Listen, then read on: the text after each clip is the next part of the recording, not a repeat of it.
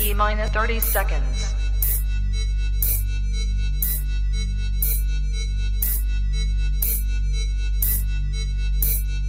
T-minus 20 seconds.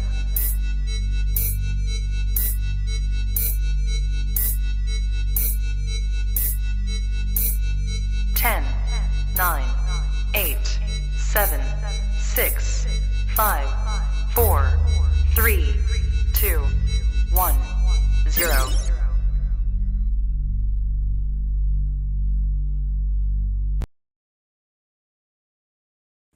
Good. You ready for do more in the future? Trap Talk podcasts? Yes. Man, Only Trap Talk. Exclusive. Yes, Tell 'em. exclusive. Oh, So stop calling us. Rub the spot, get the club to pop. When I come up with the crop, gotta love it or not. I'm hot from the hop to the rub the spot, get the club to pop. When I come up with the rub the spot, get the club to pop. When I come up with the rub the spot, get the club to pop. When I come up with the rub the spot, get the club to pop. When I come up with everybody, we do it. Everybody, we do it.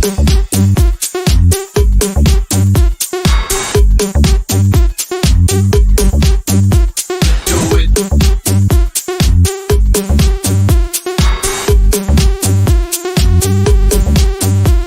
Do it.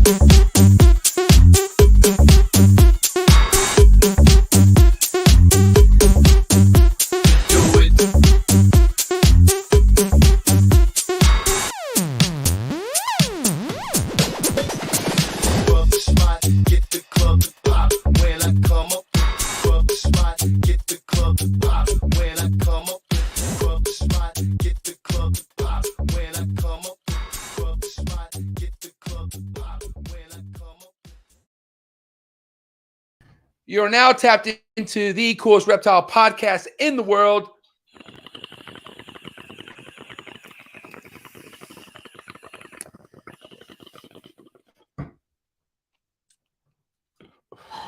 I'm your boy MJ. This is your first time tapping in. What is good? Happy Thursday. Well, first off, happy Thursday to every single one of you, especially to my early birds, my trappers.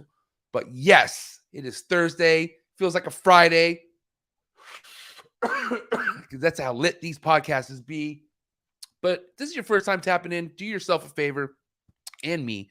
Hit that subscribe button. Hit that notification bell. That way you're on top of every single podcast that I come out with here on the Snake Trap Sessions YouTube channel. I drop 4 podcasts a week. Only guy doing that. Only guy putting out that much reptile podcast content out there. So it's in your best interest to smash that subscribe button so you're not slept on when it comes to this stuff. And then my last request is if you could just please do me a favor and hit that like button. It's a free feature. It's awesome. It lets me know that you enjoy what you're listening. Lets the guests know that you enjoy it. More importantly, lets YouTube know that you're enjoying it. And to stay relevant, you got to hit that like button, So please hit that like button. I really appreciate it, But yeah, you guys know how we get these things started here. For the freshest and bestest rodents delivered to your doorstep, there's only one company to go to, man. coldbloodedcafe.com, $30 flat rate shipping to your doorstep. Day one pinks, all the way to mammoth rats. And these mammoth rats are gigantic. Got a freezer full of them. And yeah, man, they're the best. Cold Blooded Cafe. I'm telling you right now, this company has been putting in work for years after years, and they are top of their game. So proud sponsor for sure. Thank you so much, Desiree and Steven. Shout out to the whole Cold Blooded Cafe team. Shout out to John and Alex over at Sim Container doing big things with the monitors, but more importantly, an awesome egg box design where you can put your egg box in something where you don't have to worry about the humidity. Steps you don't have to worry about implementing no more. You can just put them straight over water, call it a day, man. Sim Containers where it's at. Check them out on Instagram and go to their website, simcontainer.com. Thank you, John and Alex. I appreciate your support. You guys are awesome. Oh, it's hot. And then, yeah, shout out to Steven and Ashley over at Focus. Oops, not wrong one. Focus Cube Habitats, PVC built enclosures. If you're out there in the market for a PVC built enclosure, don't look further than Focus Cube Habitats, because I'm telling you right now, they're all custom built. They have amazing designs going. Nobody's really implementing these kind of things when it comes to PVC built enclosures like Steven and Ashley. So go check them out on Instagram. Go to their website. Let them know MJ sent you. They got big things going on for me right now. I got a lot of projects in the works with Focus Cube. Cannot wait to share what that is in the near future. But for now, guys, go to their website, like I said, and go check them out on Instagram. Focus Cube Habitats. Thank you, Stephen Ashley. Flex in Texas all day, every day. And then stainless steel racks made out of the United States. Freedom Breeder, baby. Jesse, I appreciate you so much for the sponsorship. This guy right here, this guy's support. I can tell you right now, I could have a lot of people in here like really not support what I do. But then if like people like Jesse were like backing me up, I would like, I don't give a fuck what people think, you know? And Jesse's just, he's got my back, bro. So listen, I appreciate you so much, Jesse. Thank you for your support. Thank you for leading the fucking stainless steel rack industry 110%. If you got a Freedom Breeder rack, you already know there's nothing like a Freedom Breeder rack. The shelvings, all sorts of stuff, next level shit. I'm telling you right now. And they've been killing it since the 90s. So Jesse, you're doing a hell of a job over there. Way to turn the turnaround time from 16 weeks to 11 weeks, which is awesome. So doing big things over there, man. Go check them out, Freedom Breeder. If you know what they are and you're just coming into the game, I'm giving you a tip right now. Freedom Breeder is where you want to be at some point when keeping the reptiles and, you know, producing rodents and whatnot. So thank you, Jesse. Thank you to the entire Freedom Breeder crew. Appreciate everything you guys do. And then appreciate my man right here, always evolving pythons. Always making me happy. That's not true. He pisses me off sometimes. But at the end of the day, he is constantly inspiring many others to just want to do things, man. There's no limitations with my man, Miguel Garcia. And I'm just all around life when I say that. But this guy is really diverse and well-known with his ball pythons. He is creating a whole different fucking name for himself with this shit. And I'm telling you right now, go check him out. Always Evolving Pythons on Instagram. His projects are not to be slept on. I'll tell you that right now. So Miguel, thank you so much for your support. He's definitely one of the originators, one of my originator mentors here in that you're looking at that has sparked up this fire that you hear today speaking on the mic. But thank you so much, Miguel. Appreciate your ongoing support. Thank you, Tina. Thank you for dealing with Miguel. And then thank you, Jesse, for dealing with Miguel. And then Aubrey and Ace, those two kids are amazing, growing quick. But I love you, Miguel. Thank you, Garcia family. You guys are amazing. My boy Alan over at Amazing Basins. Please, guys, if you guys are into boreal snakes, like the basin, like the Amazon basin, this guy right here is very passionate about the basins. He's working with them. He has produced them, and he's looking to produce more of them this year. So that being said, if you want to jump on this train and be a part of something historical, this guy right here is going to be one of the few to put basins on the map and make people, you know, have a dream come true. I'm telling you right now, go check him out on Instagram. And if you're really passionate about wanting to learn more about the basins and get on his wait list and really hopefully get a basin in your collection, then go join his Patreon page. Two biggest things I would do if you're all about that basin life. But Alan, thank you so much for supporting the trap. It means a lot. And then also he has ball python projects going on. Just go check out what he has going on, and he's releasing it little by little. But that's my big dog right there, killing it in the game. Thank you so much, Alan. I appreciate your support. If you want to talk about big dogs, though, this guy's doing stuff with branding that nobody has ever done in this industry. My man, Blake Stewart from Stewart Design. He is responsible for the Justin Kabelka brand change. What am I saying? Brand name change. He's also helped out Garrett Hartle. Handful of amazing big fucking ball python breeders in general have gone through this guy, and it has helped him out tremendously. Go check him out, Blake Stewart, Stewart Design. SD Identity on Instagram, and check out his website. He is not playing. I'm telling you right now, please come correct. If you really want help with your brand and you're doing this for a full time and you really want to invest in yourself, that's the guy you go to, okay? Thank me later. My boy Blake Stewart. We will be doing a lot of big things in the near future, that's for sure. Cannot wait to announce what that is, but can't right now. I got to keep it hush. Thank you so much to the two coolest, sickest shows being thrown in the United States by far. Reptile Super Show. Shout out to my boy Rami, doing big things, making the West Coast as hot as it is, and that's because of the Reptile Super Shows. Guys, go please check it out. If you're in California, and even Vegas, there's a Vegas Reptile Super Show about to come up in September. So, guys, if you could get yourself to a Reptile Super Show, let me know. We'll link up. And then, other than that, if you are more on the wet Midwest, on the East Coast, then NARBC, baby. I'll tell you right now, NARBC is what introduced me to this man, Steve, that we're about to tap in with right now. And if it wasn't for NARBC, I probably wouldn't know who the fuck Steve is. And I'm not going to say that's Steve's fault because he's not on Instagram a lot. But I will say the biggest reason why I know about Steve is because of the NARBC and many other big OGs in the game. But I got to give it to these guys throwing the 2 sickest shows in the reptile industry. If you ever want to get your name out there, you show up to these shows, you walk up to people, try to be less awkward as possible, and just say, what up? I'm a fucking, I like your projects, and chop it up from there. That's where it goes down. Brian Potter, Bob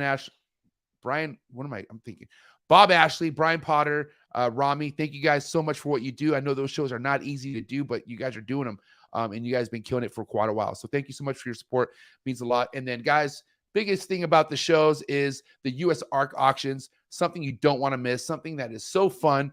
And this is where it kind of brings everybody together. But more importantly, go down to the link below, support US ARC. They need our help. Shit is still hitting the fan every day. It's hitting the fan, it seems like. But we need to be prepared. We need to be on our fucking toes, dude. We got to be ready for this shit. Look at Ukraine and Russia. God damn.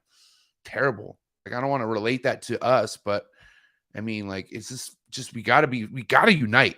We gotta support each other, man, at the end of the day. And if you gotta look around and see who is supporting US ARC, who is defending our animal rights other than US ARC, there is nobody else. Nobody else is willing to go and fight these laws like Phil Goss is for US ARC. So that being said, let's come together and let's fight to keep our animal rights. Go down to US ARC, join today, read up on it, and then let me know if you have any questions, man. Appreciate you guys so much. And then also, if you guys want to know what I'm into, what I'm working with, what I have for sale, all that good stuff, go to Instagram, mjexoticscartal with an A, not an E. And then check out my podcast's Instagram page as well, Trop Talk with MJ Podcast. Shout out to my Twitch viewers going up. Appreciate you guys so much. If you would like to support this channel more than a like or a subscription, any live chat that you throw down, if you have a question for my man Steve, okay, $1, $5, $20, no matter what the amount is, any super chat gets donated to US ARC. Last episode, we fucking raised over $500 that is all being donated to US ARC. I'm not saying we need to do that tonight, but guys, let's keep that vibe going. Why not? Especially for my man Steve, who supports US ARC. So let's get those fucking super chats going, because I will send those right over to US ARC. And then last but not least, shout out to my Patreon members. We have 99 Patreon members, man. I made a promise that I'm going to cap it at 100. I don't know. Either way, let's see what happens. 99. Shout out to my 99 Patreon members. The Trap Talk family is growing by the day. And if you want to go ahead and hop into this family before I decide to close it off, right now is your chance to do that, okay? So go down to the link below. Join the Trap Talk Patreon family. We get together every Sunday after the monitor sessions, and Zoom talk, man. We Zoom talk, and it's a face-to-face type thing. You know what I mean? It's really, really, one-on-one, not really one-on-one. It's like 1-on-20, but it's amazing stuff. So guys, go down the link below, tap in, come be a part of the family. We have a Discord with a bunch of different channels, all sorts of shit. It's amazing. That's it. It's growing as it is. So here's your chance to join right now. Go down the link. If you want to join, this is your chance. Shout out to my Patreon members. You guys are my heart. What is good with the early birds? Early birds are up and jumping. Ooh, we are jumping right now. Let's see. We got my boy Mike, Trap Talk Patreon family member all day, 1776 Exotics. What is good? Thanks for tapping in. Got the homie Steven, Desert Morph. My bad. Desert Mojave Morphs. What is good, player? Thanks for tapping in. By the way, Trap Talk Patreon family member all day. Deviant Glass, blowing some sick-ass glass. My homie right here, tap in. Trap Talk family member all day. Blazing Blue Tongues, what is good? Thanks for tapping in. Harry got the Canadian Mushroom Cowboy in the building. Trap Talk family member all day, every day. Thanks for tapping in, Harry. John Smith, I don't know what you're doing in that picture. It looks pretty scary. But thanks for tapping in. Appreciate you, John. And I got one of my few YouTube members, also Trap Talk family member, also one of the few guys to have multiple Zoom Dream shirts. He has the white Zoo Dreams, the red and black Zoo Dreams, the private reserve black on black Zoo Dreams, and my man has the Zoo Dreams hat, which never got released. Nobody got the Zoo Dreams hat, but Jason, Barber J, please go give my man a follow on Instagram. That's my boy. He's Zoo Dream family member all day, every day. Patrick, what is good? Thanks for tapping in, Patrick. He's Trap Talk family member all day, every day. Let's see who else is here. Scales, fins, and feathers. My man Josh. What is good? This fool's about to have some green tree monitor eggs here in the near future. She just ovulated, and yeah, she should be laying soon. Fingers crossed. Keep me posted, Josh. We'll be talking about it, and I'm sure on a Sunday. What is good? Tyler King, Trap Talk family member all day, every day. Big Nate Dog in the building. Now I know that Parallel 33, bro. Parallel? Did I say that? Parallel 33. You're my boy, Nate. Don't even trip. You're my boy. Yeah. Trap Talk family member all day. Bods, Exotic Reptiles. What is good, player? Trap Talk family. No, you're not. You should be. You asked me for I think it was you who asked me for the Patreon link. And I don't know if you just looked at it to do your thing, but you never joined, bro. What's up with that? You should join. You're my boy, though. I'm just kidding. Constrict. Oh, got the homie Dale Richards in the building. Damn, I haven't seen you in a while, Dale. Thanks for tapping in. Player, Constricted Reptiles in the house. Go give this guy a follow. It's my boy right here, heavy ball python hitter. Genomic Labs. What is good, player? Thanks for tapping in. Elite Exotics Ball Pythons. Thanks for tapping in. Paco Miranda. What is good, Paco? I love Paco. It's a good guy right here. Thanks for tapping in, Paco. I appreciate it. This is also one guy I love seeing at all the shows. He taps into the West Coast shows. My boy Paco gets around. But anyways, yeah, he's cool. I love Paco. Thanks for tapping in, Paco. Hannah Banana, my Texas sister right here. Trapper all day, every day. Thanks for tapping in, Hannah. I appreciate you. HB Reptiles. What is good, player? Thanks for tapping in. Danny and Renee Rocha, congratulations on your brand new baby trapper. She's just a little tiny trapper. She's just a little girl. It was a girl, right? I'm pretty sure it was a girl, right? But anyways, congratulations. She's beautiful. I don't want to just say she's beautiful because but no, really, she's beautiful. Some babies aren't that lucky. She's a beautiful baby. Congratulations. Very happy for these two. Go give them a follow. Portuguese Pythons. They will be on Trap Talk. They're on my hit list for sure. We've been talking, but guys, congratulations. What a beautiful gift. God is good. Yes. Tyler Smith, what is good? Thanks for tapping in. Las Vegas Ball Pythons. Another person heavy on my Trap Talk list. What is good? Thanks for tapping in. Aurora Exotics. This is my homegirl right here. My trap sister from Minnesota. I got that right. You're from Minnesota, right? Aurora, I knew that. Ann Ring. What is good, Ann Ring? Is that a real name? Ann Ring? What is good? Triple G. What is good, Triple G? Thanks for tapping in. All right, we got to end this one. So I know there's a lot of people. By the way, Triple G, Zoo Dream family all day, every day.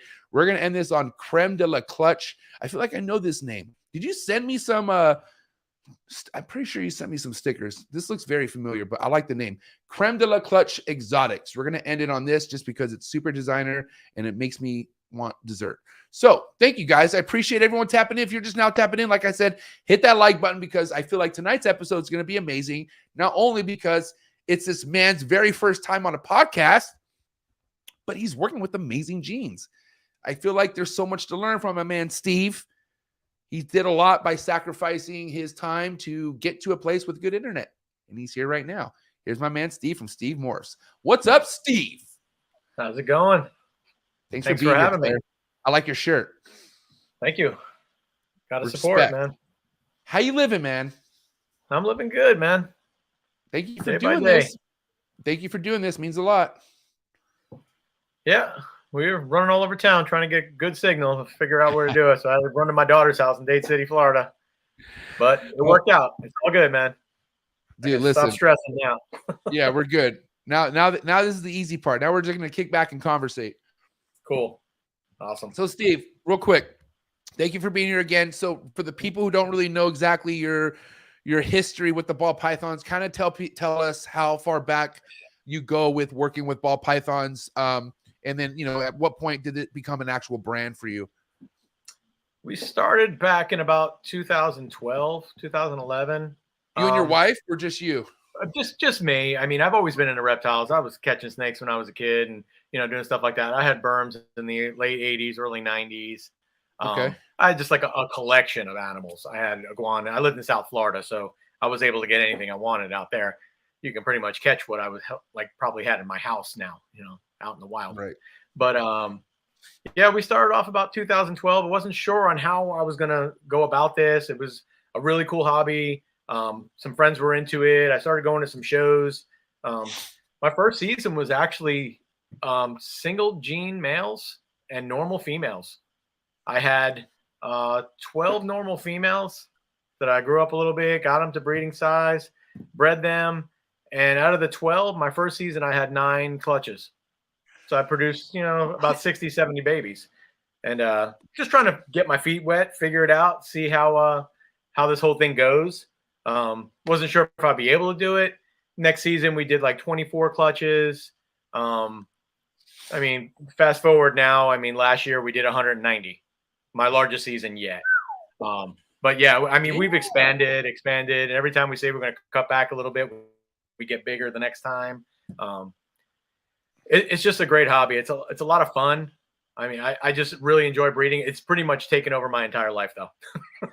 Now, I don't mean to cut you off, Steve, but I'm pretty sure you do have intentions of saying, okay, we should hold back. But with what you're producing, you don't have a choice but to hold back with what some of the stuff you're making. Yeah, I mean, your we've stuff's held gonna back. grow. We held back about 116 animals this year, and I'm still trying to trim that down a little bit.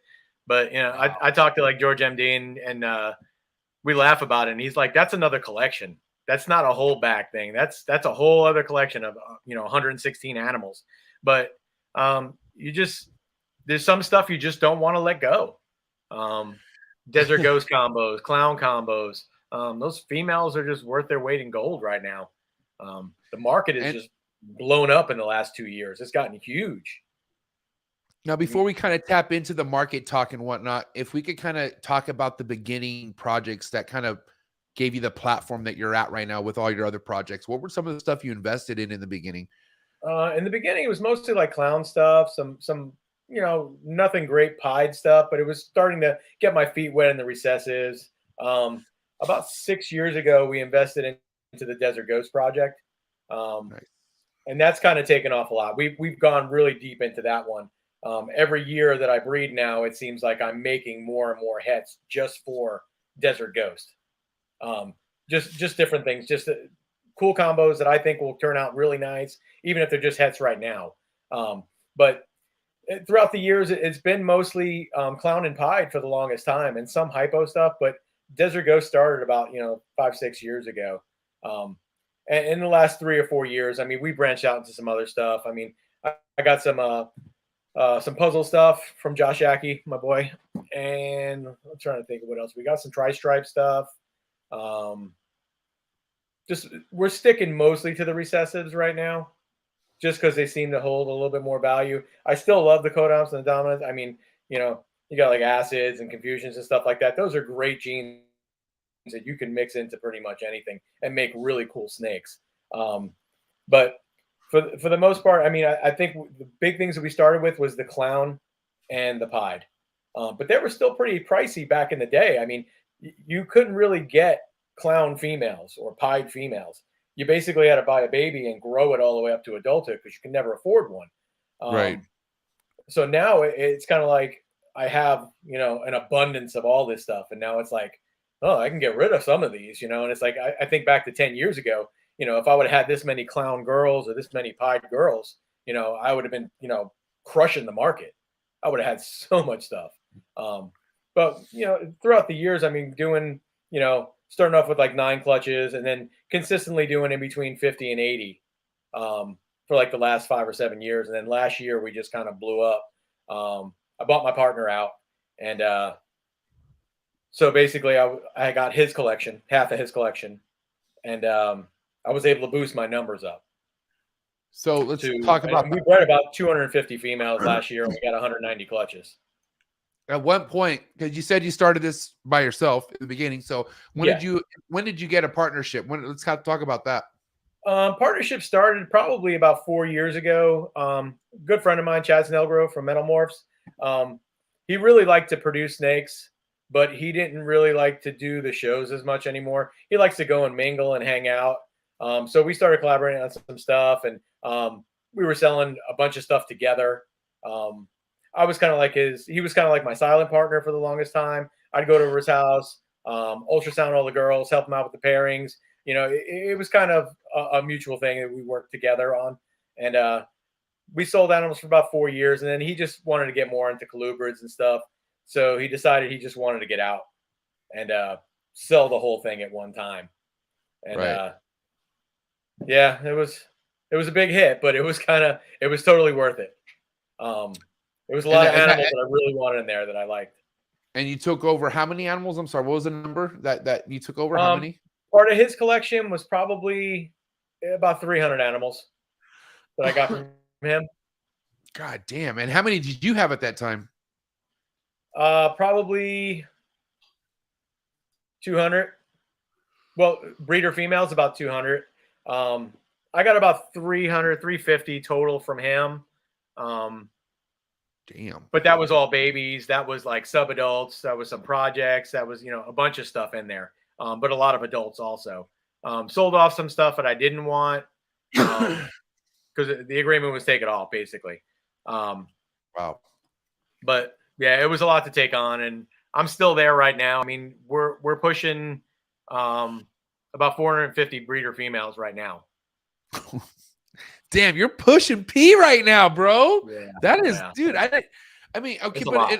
it makes sense though, Steve, because you gotta understand, man. Like, you're pretty good. You're pretty close with Bob from Bob's Balls, and I feel Yep. like that. I feel like that's why you do. With all due respect, I feel like that's kind of why I know who you are, because I went to Bob's table and then I saw that you're right next to Bob, and then I always thought that's like kind of a common thing, and then after looking at Bob's, and this is before I even introduced myself to you, this is just me, observing, right? So I would look at Bob's table and look at yours, and I would see a lot of similarity in the quality, if not the same. Like, I'm not saying you have the same shit as Bob, but you guys have fire ass shit. And I was like, who's this Steve guy? Like, he has but what I'm saying is there had to be a reason why you have so much crazy heat available, because you're sitting on so much shit and you're producing it. And that's how it happens. Like, so anyways, okay. So you took over this collection, and then full force. Let me ask you this. Okay. Here's a question I have for you. When you take over something that's a proven breeder, right?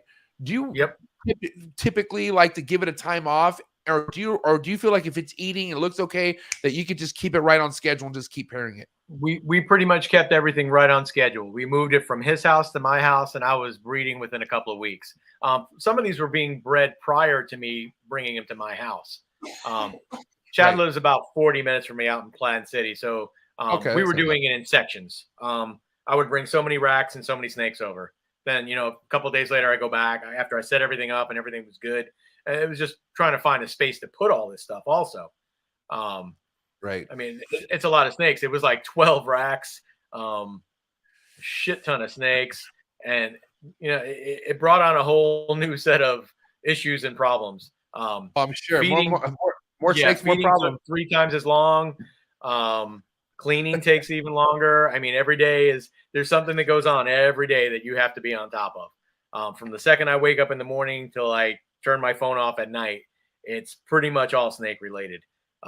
I kind of never turn it off. It's not a show thing. It's not something I show off and be like, oh, I breed snakes and here I am at a show. I don't turn this off at all. This is me 100% of the time. If you're talking to me, it's probably about snakes. Got no time to talk about anything else. Working at the firehouse, I mean, my captain would be like, okay, it's 11 o'clock. Can we talk about fire? Can we talk about some fire stuff? Because, for 3-4 hours, all I've heard is snakes. And I say, okay. And I'd shut up. And then somebody would say something about snakes. And I'd, jump right back into it. And he would just lose his mind. And I was like, I'm sorry, I can't help it. You know what I mean? It's just a passion of mine. So let's talk about real quick, if you don't mind, Steve, kind of let's tell the people what you were doing prior to being a full-time snake breeder. So what were you doing before, like, you were actually doing what you're doing now? I've been a full-time paramedic firefighter since 2006 at Hernando County Fire Rescue. I worked at a couple of smaller departments before that. Still employed. Had an injury back in 2012, which put me out for kind of a year on my neck. Surgery, went back to work. I've kind of been out of work, actually, on workers' comp since like October of 2020. I haven't worked since then. That's my transition into full-time breeding snakes. Doctors say that I'll never go back to fighting fire, just with the injuries that I have. My neck has kind of deteriorated a little bit. So to the point of where I can breed snakes, but I can't fight fire anymore, which is fine. And I understand that. And, I had my time there, and, I just kind of found something else that I can do to make money and, something I really enjoy. Do you feel like the snakes kind of helped you from being really depressed? The fact that you couldn't do the typical job that you were doing before, and that kind of helped you cope with not being able to be as hardcore? Yeah. I mean, there's a lot that goes along with the job. There's a lot of PTSD and stuff that you deal with on a daily basis.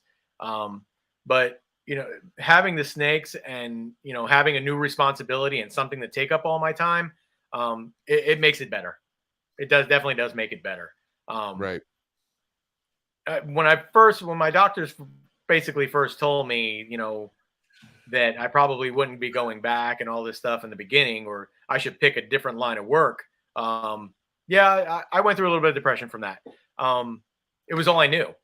And I really didn't realize that I could actually do snakes full time. Bob helped me a lot with the business part of it. Over like the last 4 years, I mean, he's mentored me, he's coached me. Winston Smith was another big one for me. I mean, he really mentored me in the last year and so. I've had some really good people, reach out to me and help me throughout the years to mentor me and get me to where I'm at. Forever grateful to all of them. You know what I mean? But it's a new chapter of my life. That's the way I look at it. Firefighting was one for, 16, 18 years. And now it's more transition into full-time snake breeding. And I'm good with that. I think it's a good move for me and my body. I mean, at the end of the day, you seem like a smart guy to where when things are working in a way where you're happy, right? And as you get older, not to tell you're an OG, right? So I'm not trying to tell you, but as you get older, you're trying to focus on doing things that make you happy. And I don't know whatever made me as happy as working with animals. I can tell you that. And just I know I got my hands in a whole bunch of different of different species, but even if I just had ball pythons, I would just be so happy. And I really mean this. I'm not saying this. I love just having ball pythons if that was the case, just because what they make me feel. They're just an escape for me to be a part of the reality of think about what's happening in the world right now. It's fucked up. Oh, absolutely. There's so many terrible things. And I feel very selfish when people ask me, "Hey, did you heard about what's happening in the news?" I go, "No, I don't." Yeah. Like you mean Instagram Live? Like, no, I mean, all I care about is snakes, and that's all I try to keep my mind around. Because at the end of the day, here's one thing I will not do, Steve. I will not waste energy on something I have no control over. Like, I'm tired of living that life of stressing something that I can't physically do nothing about. And that's an art in itself. Yeah, that's an art. That is hard to do. It is hard. Sometimes it's very hard to do. But want to know not let it bother you. Just let it go. Want to know why I could do it? Because of the snakes. That's it. I'm fine. I have times where I go in there first thing in the morning and do it. I go in my snake room first thing in the morning, and I'm supposed to go in there and start cleaning. And I just start taking out snakes and looking at them and opening this drawer and opening that drawer, taking pictures of them, weighing them, seeing where they're at. I'll be in there for an hour and a half, and I'm like, wow, I didn't clean anything yet. But, I get joy out of just hanging out in my snake rooms. I mean, I spend more time in my snake rooms than I do in the rest of my house. So, but the kind of joy you experience at the level of producing your own work and enjoying, looking at it, taking picture, like there's like a warm, exciting feeling that you get after a couple first sheds of a snake that you made, and you almost can't believe that you made that snake. I'm just kind of like this is my first year where I'm getting that experience where I cannot believe I'm making the shit that I'm making. It's like, that really doesn't go away. No, I mean, eggs pipping and all that. I mean, that's like Christmas morning, over and over again. Every year it's the same thing. You know what I mean? It's a really cool experience to see that stuff. I mean, when you're really pushing for certain odds and you get them, or you maybe get one in that clutch, but you're so grateful you got the one, right. You're breeding two genes or whatever it is, or a double recessive, or, whatever that might be. It's an amazing feeling to be able to produce that stuff. And you set your goals at the beginning of the year, what you want to make. And when they actually come true, you're just like, holy shit, this is awesome. And you get to post pictures, and, it's kind of, you post a picture of something that you've produced, and you get, 200 or 300 people to go on there and like it and actually put comments on it. And you get some messages from your friends. Everybody's like, oh, congrats. And it's like, it's an awesome feeling, that people feel the same way that you do about it. Yep. 110%.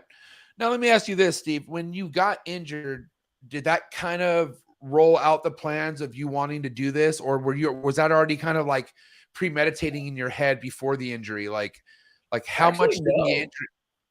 No, Go ahead. I was still continuing to fight fire. I mean, I was going to do my 20 years and be done. I'm like at 16 now. But yeah, I really didn't know what I was going to do.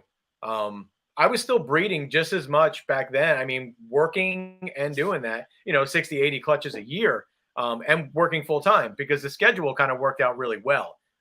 You're on for 24 hours straight, but you're off for 48 hours.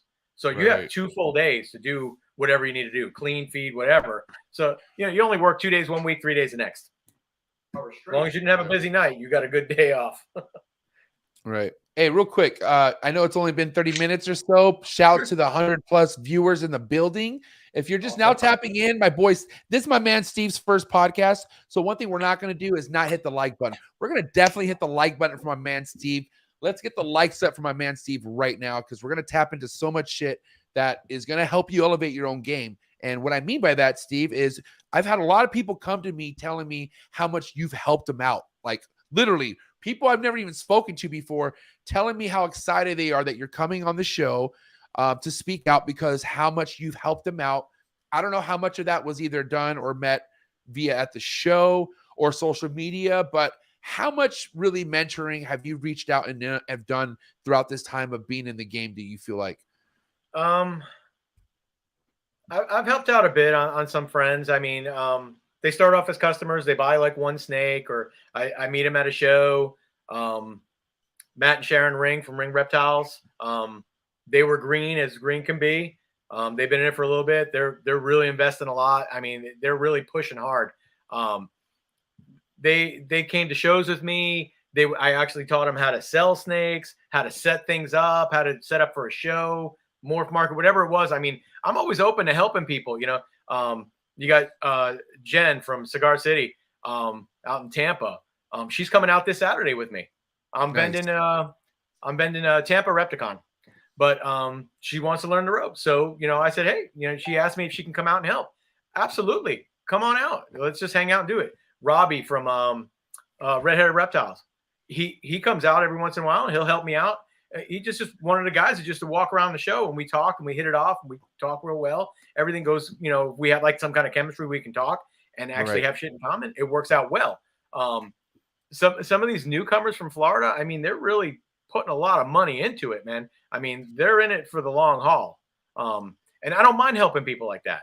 When somebody walks up to my table and they're like, I just bought a pastel. What can I breed to this? I don't know what to tell you. Did you do any research on breeding? I mean, what do you want to make? What are you interested What do you in? want from me? I mean, yeah, I'm just, I'm willing to help them. I mean, if they're interested in doing it. There's a new guy out in Tampa, Alex, super cool guy. He came out, he bought a couple of snakes for me. I can tell, man, he's got that passion. He really wants to do this. I mean, there's so many people that are really interested in it. And it just seems like there's some people that they might get in it for the wrong reasons. I mean, if you walk up and you got a pastel and you want to learn how to breed, it's probably not the thing for you. You got another couple is Jen and Trey out in Bay Area Ballers. They're investing a lot of money also. They're going for it all.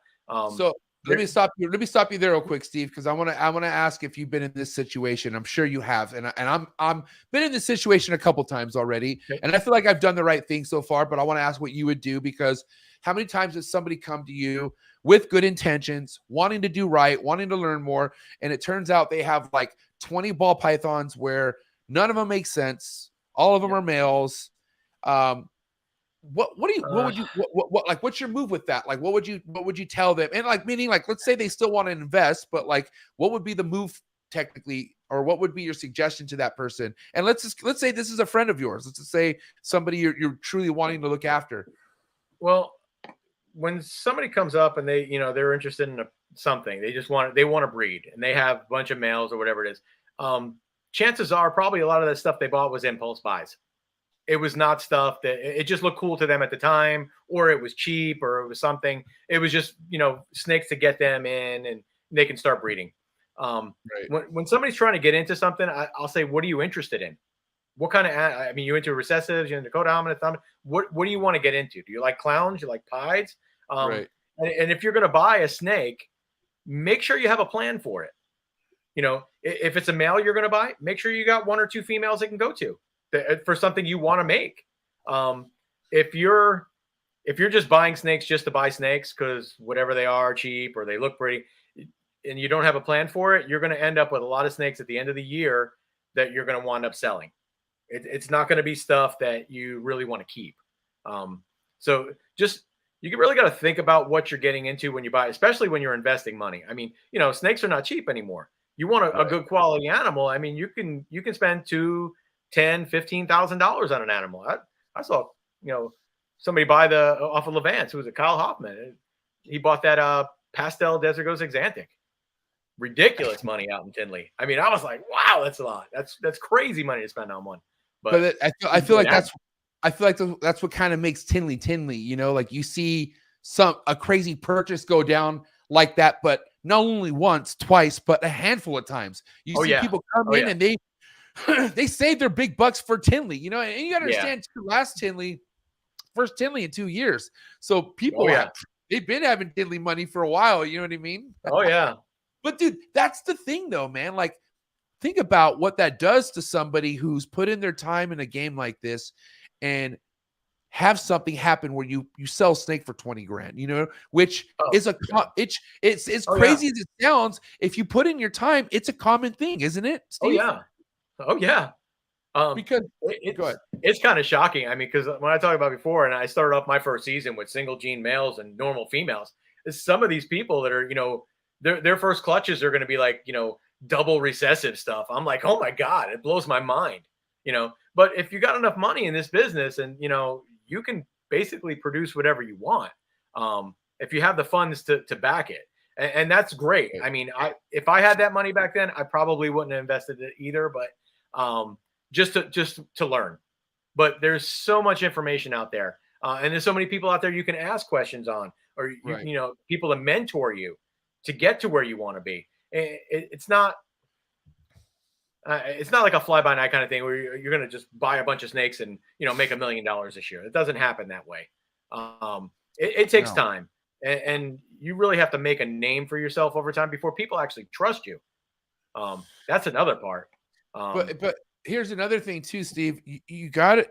This game is not guaranteed to where like you just sit on the shit, raise it, and you know, breed it no matter what. Like you have to be strategic. Like there's like you have to keep up with the times basically really quick with this ball python shit. And if you don't, you're going to be really kind of left in a mediocre spot. Because I can tell you right now, Steve, a big reason why I'm so excited to have you on the show is because you are somebody who commonly sells $5,000, $10,000, $15,000, $20,000 snakes. And I've had breeders that, not on this show, they don't have the balls to do on the show, but they putting out content saying there's no breeders selling snakes at that cost consistently. That doesn't happen. Nobody is really in the market for a $5,000, $10,000 snake. You're better off breeding the $500, $300, $200 snakes. And I feel like surprised. Right. But I feel like the reason why those people have that mindset is because they've never put themselves, like they're just not there. Like there's levels to this shit. You know what I mean? And they're just not there. Well, the market, it dips, it goes up, it goes down. I mean, I honestly think COVID was the best thing that ever happened to the ball python market ever. I mean, I when agree. we thought we were going to be struggling and losing our ass, me and Bob were killing it. Right off the bat. I mean, it was just like, holy shit, we didn't know what we were gonna do. There was no shows. Everything went online. Everybody was buying it. You know, people were losing their jobs, whatever. They were getting stimulus checks and they were blowing it on snakes. I mean, it was crazy. I mean, the money that was being blown, I was totally blown away because I had never seen crazy spending like that.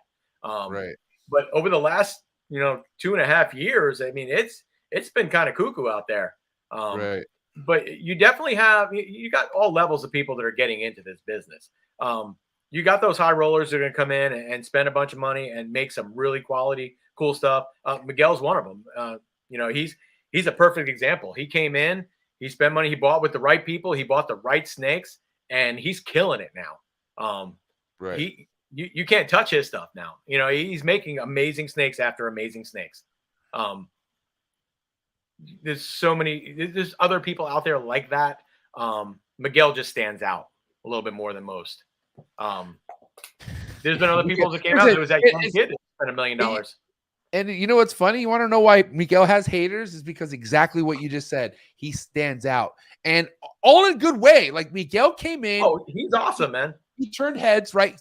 So Miguel turned heads, and people were like, "Well, who's this guy?" It was a who's this guy? You know, oh, he has a Ferrari or he has a Lambo and he has this, and automatically Miguel got judged so hard in the beginning that it backfired so hard on people after a couple years of him being judged. And you know, all Miguel does still like he doesn't make a fuss out of it. Like to him, it's just funny. You know what I mean? He always knew that he was about. And if you really think about it, why would a man who had other multiple business he was invested exactly sell all those and say, fuck it, I'm going all in on the ball pythons? Like, why would like hello? You know what I mean? So Miguel was successful before ball pythons. He's going to be successful in anything he does. He is. That's his personality. Yeah, you know what I mean? That's him. Yeah. He can do videos. He can do all that stuff. I mean, he's a full package when it comes to it. And if you know Miguel, his YouTube thing is huge. And if you know Miguel, you know he has stories. Like the guy did not have an easy up and coming in life, like a lot of us fucking didn't. You know what I mean? And and he made the life that he made his life what it is right now. You know, so that's why I get so inspired. I ran into Miguel before he even he was just barely doing YouTube videos. I remember seeing his like awkward ass on YouTube for the very first time, but I still loved it. You know what I mean? I love that he had his kids on the show and whatnot. It was so genuine. And, you know, I was just a huge Miguel fan from the beginning. And I'm just so happy where he's at now. You know what I mean? But I'll tell you what, if it's one thing I learned about Miguel, he respected the other people that were really leading shit in this industry. Miguel never put any salt or any bad name on anyone. He really showed respect to everybody, and he still does to this day. That's why you know there's not much you could say about Miguel nowadays. You can't really hate on the guy because he has proven so many people wrong, and I'm sure there's churches out there still, but like at the end of the way, shout out to Miguel Garcia. He's definitely somebody who came in here, got hated on, people doubted him, broke through the force field, and now look at him. He's killing it. Oh, I know it. So let me ask you this, Steve. Kind of going back to, you know, let's kind of take it to where you took over your buddy's collection. That year, how many clutches? Do you remember how many clutches you had that year? It was last season. It was 190. That was last season. Last season, yes. Oh shit. Okay, so it was a lot sooner than I thought. Okay, so how many clutches last year? 190. Okay, so 190 clutches. And your last clutch, I mean, you probably had clutches go into this year, right? So all year round, you've been having clutches, I'm assuming, right? Yeah, they pretty much stopped now. Now we're working on the new season. We got about in between 12 or 15 girls that are done now. We're pretty much on track to do exactly what we did last year or more. I think we bred about 260 females so far. Wow. It's a lot. But, you know, you start ultrasounding and you know, I kind of go through the entire room and just see where everybody's at, you know, kind of once every 3 weeks, once to a month. And just see, I mean, if the girls are growing or, you know, building follicles, then we start pairing them. Some of them that are not showing anything, we still pair them, just try and get them going. But yeah, it's going to be another busy, crazy season. I mean, we had last season, we were pulling, you know, 6-7 clutches a day. 190 clutches for some people are not a lot of clutches. I mean, I know it's crazy. Some of these other people, you're doing 1,200-1,500 clutches a season. And I'm like, oh my God, you know, but they have, you know, 13, 15, 20 employees. This is just me. This is just Steve's Morphs. That's all you got. When you see me, this is it. I got no other. I mean, my daughter, you know, she comes out a couple of days a week after work, and she'll help me clean and do some stuff, and you know, just for some extra money, which is fine. I mean, because it helps me out a lot. But you know, when she comes over, I'm kind of sitting on the couch. She's like, "What do you want me to do?" And I'm like, "You can go in here and clean these and this and that." And she's been around the reptiles the whole time, so you know, she's not afraid to touch poop. It's fine. But I'll be sitting on the couch. She's like, "You gonna do anything?" And I'm like, I've been working since 5 this morning. I'm good. I'm chilling. I got emails to catch up on. I got texts to do. And, you know, some of that stuff just can't wait. I mean, some of these people message you, they want an answer right away. They want pictures. They want weights. They want all this stuff. So, you know, you got to kind of dedicate time to certain things. Money doesn't sleep. Neither should you. Yeah. You know what I mean? And honestly, to be like, I dreamed of this. I'm not that I'm up all night responding to shit, but there are Right. nights where I am up responding to stuff, and I'm okay with being up talking to people about this because, like, what a dream, dude. You know what I mean? Oh, Like, yeah. now I understand that work ethic where you're just like, there's no off the clock. Like, you're just like, Right. and honestly, that's how I run now. Like, I am never mentally off the clock, and I'm okay with that. It's not like my life is deteriorating. No, the fact that I'm It's busier. it's just getting busier, but It that's is. what I want. I don't want to get complacent. I don't want to settle. You know what I mean? But obviously there is a barrier, and which I want to talk about, right? Because let me ask you this, and you can be real honest with me, Steve. Mm. You taking on that load, has there any bit of like, oh shit, I don't know if I'm doing the right thing right now? Like, and you could tell me, like, you're probably in the midst of this right now. So what's going on with like the workload right now? Do you feel like you have a grasp on it, or do you feel like you don't know? At times, I expressed to my wife, you might say I blew up a couple of times, just want some help, just whatever it is. I mean, my wife comes out to all the shows with me. She's great. She What's helps her me name? out Is with it Lori, right? Lori? Laura. Yep. Laura. Shout to Laura. What a sweet, Yep. sweet lady. Shout to Yeah, Laura. she does. I mean, she helps me. And honestly, I'm the kind of person it not so much as help sometimes. I mean, she'll just come inside, like in the garage with me, because I took over my 3-car garage plus multiple rooms inside my house to breed snakes in. But she'll come out when I'm ultrasounding at night, and I'll be like, just sit with me. Just talk and sit with me. It's fine. You don't have to do anything. Just keep me company while I'm doing this. Yeah, please, yeah. She turns off my music and all that, but still, she comes in and she'll sit with me for a little while, and but it's cool. That is I just like the funny. companionship. We're coming in, and she's all for it. She's 100% in for whatever I want to do. If I say there's a snake I really want to buy, and it's like it's $3,000 or $3,500, and she's like, okay, make the decision. Do you need it? Do you want it? What's the deal with it? Just do it. If it's important to you and you need it for your breeding, I mean, because now it's becoming work. So she's all in. She's like, go right ahead, do what you got to do. I mean, back in the day when I would spend $500, $1,000 on a snake, she goes, are you kidding me? Are you nuts? Why would you spend $1,000 on a snake? She didn't have the same vision as me at that time.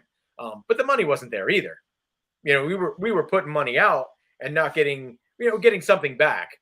But sometimes it took a little bit longer to get that money back, that return on it. I'm glad you brought that up. I'm glad. I'm go and finish. I'm sorry. Yeah, we're good, man. I'm sorry. No, I was gonna say I'm glad you brought that up because I just wanted to say that there was obviously a time where you didn't get no profit, and that's the thing. You're not when you're doing it right. When you're doing it right in this, the first 5 years, profit isn't even on your fucking mindset. But you are putting a lot of stuff in the beginning. So how are you delegating that in the beginning? Like, how are you making sure you weren't overly investing and waiting, that kind of thing? In the beginning, I was just buying, out of the bank account. I'm going to buy this snake. I'm going to buy this one. We go to local Repticons. We go to Daytona show. Daytona show was huge at that time. And, it's still pretty big. But we would go there and, I would buy snakes for projects and stuff like that. And we would spend money out of the bank account to do this. I would allocate what I can spend for at this show. I have so much money to spend to buy snakes, racks, whatever it is. Then after the first season, we invested back into it. Any money I made, I put it right back in. I was breeding rodents at that time. Collection wasn't very big. I was breeding and producing more rodents than I was able to feed off.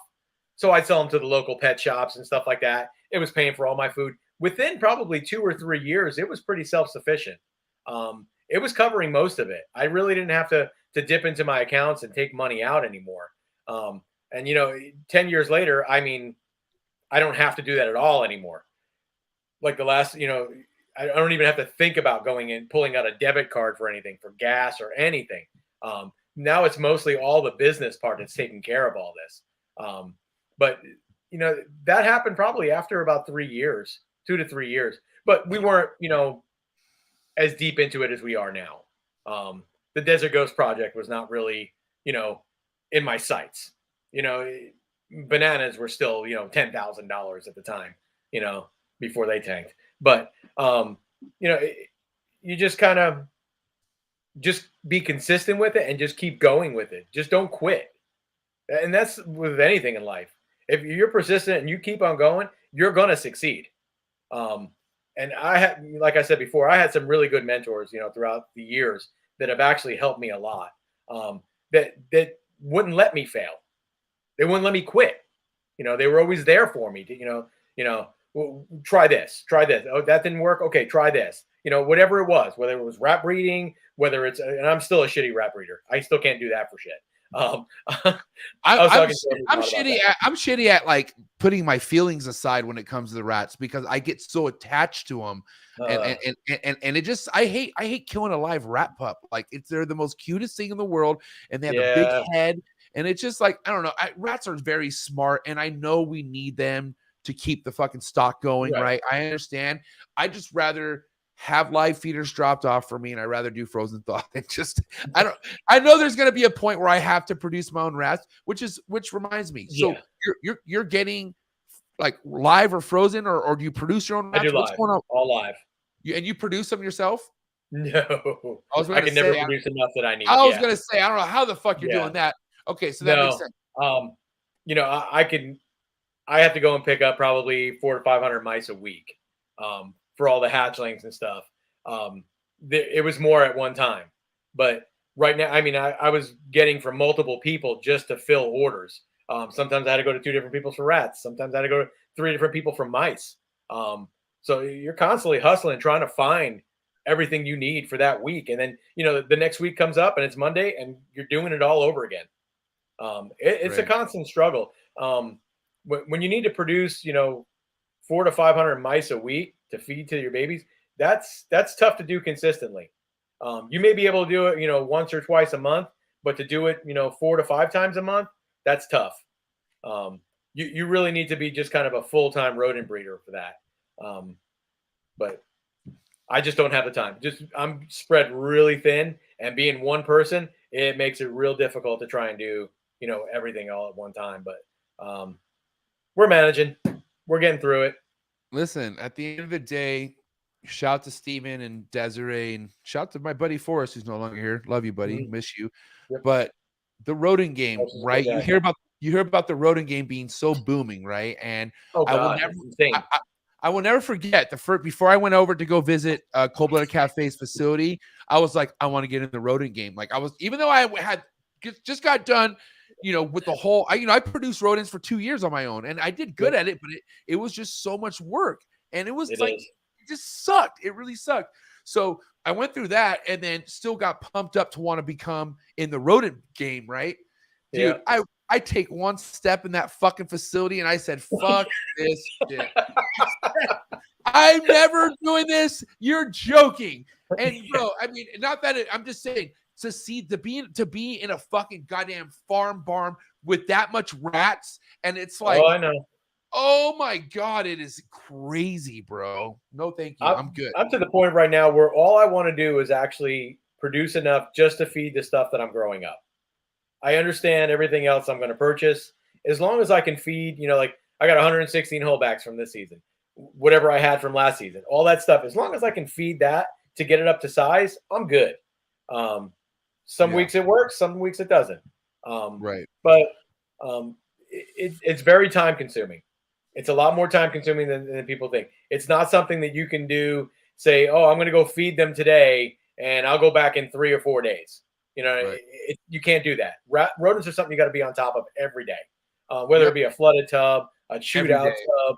Yeah, it's a nightmare. You get a rodent loose inside your rodent room and he's chewed up half your water lines. Now you just created like a whole day of work for yourself from one rat. And I'm saying, and here's the big fucking problem I did, which was the big no-no, right? I have my trap, which is like a unit away from the house. It was like a garage turned into a studio. Somebody was once living in there before we moved here, but I turned it into the snake room. And then in there, in the same room is like another room where the washroom's at, the washer and dryer. And there was a space where I was able to put 3 big ass fucking rat racks, but I had my rats breeding in the same room as my snakes. So a fucking dude, I had rats get out. I would have rats fucking going along my racks. I would have like, dude, it was Oh, a yeah. nightmare. It was a fucking nightmare, dude. And I can Not tell to you what, mention your snakes could always smell the rodents and they're ready oh, to eat all the time. it was fucking, everything was ready to rock and roll in my room. Let's just say that. Every time you wanted to get your hand in something, it was tagging you. Like my room was I was typical fucking noob right here, bro. Like I'm telling you right now, man. And the thing was, I had no room to produce to make rodents, but in that room, I didn't want to produce them outside. I just had no choice. But at the end of the day, luckily, thank God for the sponsor, Cold Blooded Cafe, and thank God for my other sponsor who's actually been putting me on. I just want to give him a shout out right now.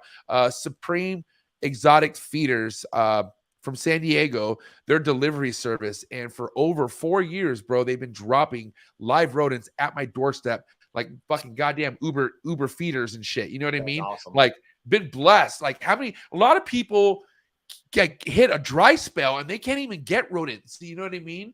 And I want to ask you this, Steve, like food cycling, I feel is so important at some point when it comes to your females and your ball pythons. So when it comes to your dieting, let's just focus on the females right now. Like, how are you feeding your female ball pythons as soon as they lay a clutch all the way until they produce again? What's your cycle for that? I try to get them back on food as quick as I can. Clean tubs, wash them down with some, mild soap, get them back in the tub, introduce food within a couple of days. If they take it, awesome. Sometimes it takes them a week or two to get back on that cycle. But once they come on, they're usually pretty good. And just get that weight back on. You want to feed them probably every 7 days up until, you get closer to breeding. Once you start getting into a heavy breeding season, then you'll probably feed them a smaller meal. And I probably still about 7 to 10 days in between there up until, they stop feeding. So, but they're going probably, they'll lay within, 10 months of feeding, they'll actually go into ovulation and lay right around the same time. So you got about 10 months of feeding. It is a lot. I try not to feed them too big of meals. I usually just do smalls. I don't really do mediums or larges or anything. You just hear horror stories about people overfeeding or giving them too big of a meal and them regurgitating. They're just not used to it. So I stick to smalls and probably about every 7 to 10 days throughout, right. Depending on when I can get them. I went almost 4 years without breeding rodents, and it was amazing. Not having to deal with any of that stuff, just going to pick up rodents. But it is a little bit of a hassle because to go pick up rodents is at least 45-minute drive. So right. when you get there, you chat for a little bit. It's like going to the barbershop. You hang out. All the old guys are there. Everybody's picking up their rodents and everybody's chit-chatting for a little while. Before you know it, it's, you left at 9 o'clock in the morning. You're getting home at, 1, 2 o'clock. You had lunch with the guys. Now you get home and now you got to start feeding. And you're feeding until 6, 7 o'clock at night. And you're like, oh, shit, I didn't get anything done today. Right. So, I mean, the fact that you're taking on so many clutches equals so many hatchlings. What has been the ratio of your hatchlings eating off the first go or so? I mean, have you been dealing with a lot more assist feeds and stuff like that, or has everything for the most part been thriving and being good? Everything's been pretty good. We did have a little bit of a spell. I mean, in between the season, it was kind of, you'd get maybe one in 3 or 4 clutches. It would be a problem child. You'd have to assist feed it. Some of them, you assist feed them one time and they would just jump on it the next time. They just need to get going. Some of them you consistently have to assist feed. Some of them are just born not right. There's something wrong with them. It's why they're not eating. They're not thriving. Even assist feeding them, or even after they take a couple meals, you can tell they're just not gaining weight. So there's probably an issue with that snake. Some of them pass. But the problem feeders, I started off everything pretty much in a 6-quart tub. Sea serpents, 6-quart tubs. And then last season, I wound up going to Freedom Breeders tubs, the V5s, the grayed out tubs with the cup holders. And the feeding response inside those things were amazing. It's like they were in their own little hide. They're gray tubs. They're totally blacked out. They can't see anything. They just thrive in those tubs. We had good, response for feeding ever since we moved to those. We still have the 6 quarts. I'll keep them in. If everything's doing fine in 6 quarter, I ain't moving it. If it's not broke, I'm not fixing it. But those are definitely a game changer tub. I'll tell you that. Right. It's half the size of like the V18, but really, really nice. No, I mean, Steve, I mean, correct me if I'm wrong, but like somebody who's coming in this with not a lot of money and they're trying to build it from just a hobby standpoint, hopefully into a business, right? How important is it to invest straight into the expensive racks? Like, I mean, like how would you delegate it if you're on a budget, right? But then you obviously have to get good snakes. Like, what would you do in that position right now if that was you? Well, when I first started off, I was actually using, homemade racks. I was making my own. I had stacks of tubs, Home just Depot. with locking lids on them. Yeah, I had tons of this stuff. And then, somebody selling a used rack or something like that. Go on Craigslist. Somebody was always selling something on there. So you pick up a used rack, you clean it, you quarantine, you do all that stuff, get everything ready to go. Start putting snakes inside it. And then, I saw people buying ARS racks back then. They were like $2,000-$3,000. There was no hybrids. They were all metal. And I'm like, that's crazy. I'll never buy one of those things. You know how many snakes I can buy for $2,000? That's insane. And then you buy one. So many years later, you finally get one of those racks and you're like, oh God, I'm never going back. Oh, I will never make another rack again. I will never buy another tub like that. I mean, the racks, those professional racks are made for a reason because of their quality. I have all ARS. My baby room is all sea serpents. And I do have some 1065s in there, the ARS ones. But all my adults are pretty much all ARS racks. Convenient because they come to Daytona every year. It's about 2.5 hours away. And I can do free delivery there. So that helps a lot. And at the end of the day, and at the end of the day, it's whatever makes sense to you too. Like it might work. At first, it didn't. Yeah, it might work out. At first, it was too expensive. Right. And I would never think that I would even buy those things. And then, I think it was probably maybe 4 or 5 years later, I actually bought a couple of used ones off a guy. Used ARS metal racks. Still have them to this day. They're still great racks. No issues with them. But that was like I wound up buying 2 of them for like $2,500. So it was like half price. And it worked out perfect. And then I was hooked. I will say right now, because I'm coming from Home Depot racks, man, like literally I have no shame in my Home Depot plastic built racks that I've been producing my first clutches out of. And, but now I'm, I just placed my first order on my, I'm getting 2 Freedom Breeder racks, you know what I mean? Yep. Which by the way, I'm paying off. It was, dude, that's a huge move. So what I'm trying to say what I'm trying to say is don't feel like you're like obligated to go that route right away. You don't need to. You don't. Like so many people get in their heads and like I've even talked to some people who say I don't want to put out content until I have ARS rack or a Freedom Breeder rack. Like, and I'm like, why? Like you have a sick ass snake. Like use the snake. You can still breed like crazy in PVC racks and melamine board racks. It doesn't matter. Right. I've done it in everything. You know what I mean? I've done it from the melamine board, the PVC to the ARS racks. I mean, the ARS racks are nice. Don't get me wrong, but it's not the answer to breeding. Right. If you're going to say I can't breed snakes because I don't have ARS racks, then that's a cop out. You can breed snakes in whatever. I mean, you can go to Target and get snap top, tubs and breed under your bed or whatever you want to do. But I mean, you can do it however you want, and you just have to put the time into it and research. Everything's not handed to you in this business sometimes, especially like 10 years ago. That was pretty tough. That's the one thing I wish, as much as I'm excited as the new wave is a bunch of young people coming into this. Oh yeah. The young generation nowadays they have a sense of entitlement. There are some people who feel like, well, I deserve this many followers, or I deserve this or that. And I could tell you what, you don't deserve shit. I mean, whatever's happening, if you're working with animals and you're looking to build something off the animal, it's not about you. It's off what you do with the animals. Right. And at the end of the day, like, this is why I'm so against people who buy followers, because like, you're not doing it for the animals. I didn't even know you can do that. It's bro. You could buy YouTube, bro. It's bad. Here, dude. Wow. Oh, it's okay. I didn't know this, and this is why I started paying attention. But you could buy followers at any stage at an Instagram level, right? Like you could come in with 100 followers and buy fake followers, but it's not really legit. It's not really legit. But here's the thing.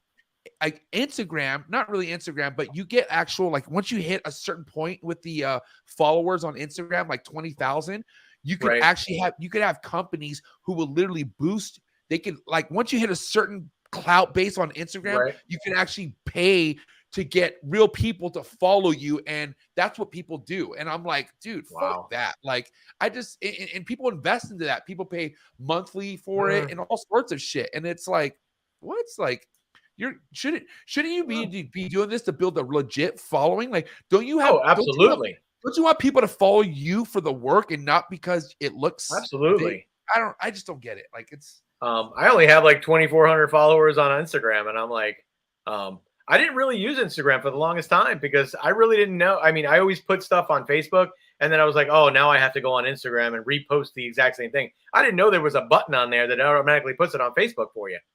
So once I realized that, then I started posting everything on Instagram. But yeah, I mean, it's tough trying to get followers, it seems like nowadays. I see some people, I mean, they got 20, 50,000 followers. I'm like, how the hell do they get all these people that like them? I was like, are my snakes not cool enough for them or what? No, you got to understand this. Anybody who has legit 20,000, anything over 10,000 that it was not paid for was people who've been doing this for like at least the last like 4 or 5 years. Like these are people who were kind of like up on top of things in the beginning. But then there's also people who come in here and just know the algorithm. And what I mean by that, Steve, is if you really want to get traction built on a following on Instagram, you have to post every single day. You have to post at a certain time. You have to share the stories. You have to do lives. You have to do everything that Instagram offers for them to be like, oh, here's more people then. And that's just the way the game plays, and it's a lot of work, bro. Like people think, I will say, yes, anybody can get 60,000 followers and they really can, based off the corny shit that you're doing, you could get a bunch of following. But do you want an authentic following or do you want corny followers when it comes to work? When it comes to working with animals, like especially if it's your business, right? If it's your brand, don't you want to have genuine following base, not a fucking fluff? Like it's your business. Like it should mean more. I feel like like I don't care like what the number says. Like I know how many people fuck with me, you know. So, with that being said, okay, like let's talk about the customer base you really were able to build. Was this really stent off social media or was it at the shows? Like, where did you really start building a customer base? I think it was mostly the shows, honestly. Wow. Okay. We've been doing the Repticon circuit forever. My first show I ever did was a Repticon. We've kind of trimmed them back now. We were doing a lot more of them now. Now we're just kind of doing Tampa, Orlando, and Lakeland. Those are pretty much the only 3 Repticons we're doing. We do some Show Me Snake shows, Daytona every year. We're always in Daytona. Now we're doing Texas. We got 3 Texas shows under our belt. We got the 1 Tinley. We were signed up for Tinley before all COVID. So, I mean, I was halfway, I was in Georgia and Bob sends me a message, says Tinley got canceled. And I went to the next exit and I turned around and drove back home 6 hours. Oh, it was depressing. It was like I got kicked in the stomach. Dude, well, still so Forrest had just passed away. Yep. Me and him had already had booked Tinley. We had plans to go together. So he had just passed away. I'm still going to Tinley. I fall asleep on the plane. This is Thursday night. I fly in, turn my phone on. I have all these messages of people saying Tinley's canceled. And I'm like, what the fuck? I'm at O'Hara at the airport, just sitting there, and I'm starting to sweat. Like, I don't even know what I'm gonna do at this point. You know what I mean? It turned out to be for the best. I had a really good time that weekend, but still, like, that was a fucked up weekend, bro. Like that's when it all started. The COVID shit. That's when it all started, bro. I'll never forget that moment, bro. That weekend was sketchy, dude. Oh my god. I saw Forrest a few weeks before Tinley. We were at Carpet Fest over at Cody and Peter's place. And and we were hanging out with him, and I was like, "You're going to be at Tinley?" He's like, "Hell yeah, man!" And I was like, we talked for a little bit. Forrest was an awesome guy. I love talking to him, but tragic. I'll say that. Yeah, it's very tragic. sad. He lives on though, man. His name, his legacy, everything is pushing forward. I could tell you right now, man. I mean, I don't want his kid to hurry up and grow up, but if you ever get to meet Lars, you're going to see Forrest. Forrest is still with us. Let's just say that, okay? This kid looks just like Forrest. He looks like a lot like his mom too, but so much of Forrest is in this kid. It's ridiculous. He's a fucking natural with the animals. Wants nothing to do with anything but the animals. You know what I mean? So. Let's see what happens, man. It's awesome that you had some sort of relationship with him. And do you remember the first time you ever met Forrest? I mean, do you guys kind of go back? He's been a big, big fan of shows for a long time. Just his shows. He was good friends with a buddy of mine, Joe Perkins. Joe Perkins. I've heard of Joe Perkins. And he would come to show. Like we'd see him in Daytona. I think Forrest would actually do in Orlando every once in a while. Just a Repticon show. Just kind of, we would talk and stuff and chit chat and stuff. Weren't great friends or anything like that, but he was a super nice guy and he was so knowledgeable. He knew everybody in the business. He had some crazy stories we was listening to, Forrest is that guy. Forrest, I mean, okay. I remember meeting Forrest where he was at a point where a lot of people couldn't get a hold of him for some reason, where he just wasn't talking to a lot of people, but for whatever reason, I would always talk to him and we would talk on the phone for like hours. And he had stories. Like he would always have something talking where I would literally just be listening. And, look, I have a podcast, I like to talk, right? But with Forrest, I never spoke. I never spoke. And when I did speak, he'd be like, "Yo, MJ, calm down." You know what I mean? Because I was like, you know what I mean? like talking to David Livingston. Yeah. I love talking to David. David's got so many stories. I mean, he just morphs from one to the other. And, he's such an interesting character. I mean, I just love talking with him and hanging with him. Him and Hulker. Dude, Dave Levinson, man, what a guy, bro. And Dave, see, and this is here. You reminded me. You're also friends with people who I'm passionately like inspired to be around at these shows. I mean, these are the new legacy of breeders that are still attending the shows. Dave Levinson, Holker, Bob, yourself, and then you have Brock Wagner, and you just have the Levants and shit like that. And then you have Kabelka. Like, it's just a good vibe. It's just good stuff, man. And I mean, I don't know, man. As much as shit's hitting the fan with laws, I feel like if we just come together and go unite at shows, you're going to see that things aren't as bad as what it seems. We are all together on this. We're doing okay. Honestly, in Texas, that's what it seemed like. I mean, it was kind of low key. I mean, I was expecting to hear a little bit more about it at the auction and stuff. But there was definitely a lot of chatter about it. I mean, people are worried. Florida, we're always worried. We always have some kind of, obstacle to go over. Well, with all due respect, you should, here's the thing. If you're in Florida, you definitely should be worried because Florida has fucked itself. Unfortunately. I mean, I mean, we're little Africa over there. I mean, you can go out in the, Everglades and catch whatever you want. It's to that point. Honestly, if you're a herper, it's the greatest place in the world. You know what I mean? You go herping. You don't have to travel outside the country to find animals that, that are just wild out there. But 100%. Florida's crazy. But nothing will really make it past like Orlando. It gets too cold anywhere past Orlando. Everything will pretty much die off. Berms will never get past that. But they're out there. I mean, people say, "Oh, it's not as bad as you think," and it's like, no, there's 18-foot berms out there. Oh, for sure. And the ones who, I mean, there's people who know where to find them. I'm telling you right now, there's definitely big fucking. They're crossing the roads out there, dude. And it's like, imagine driving down the road and seeing an 18-foot berm crossing the road. That's insane. That's insane, bro. And with all due respect, the more further south you go in Florida, I feel like the more crazier the people are. Absolutely. Too. Bro, Fort Lauderdale is nuts. Okay, I lived in Lauderdale for like 3 years. And listen, one of my late 80s, early 90s.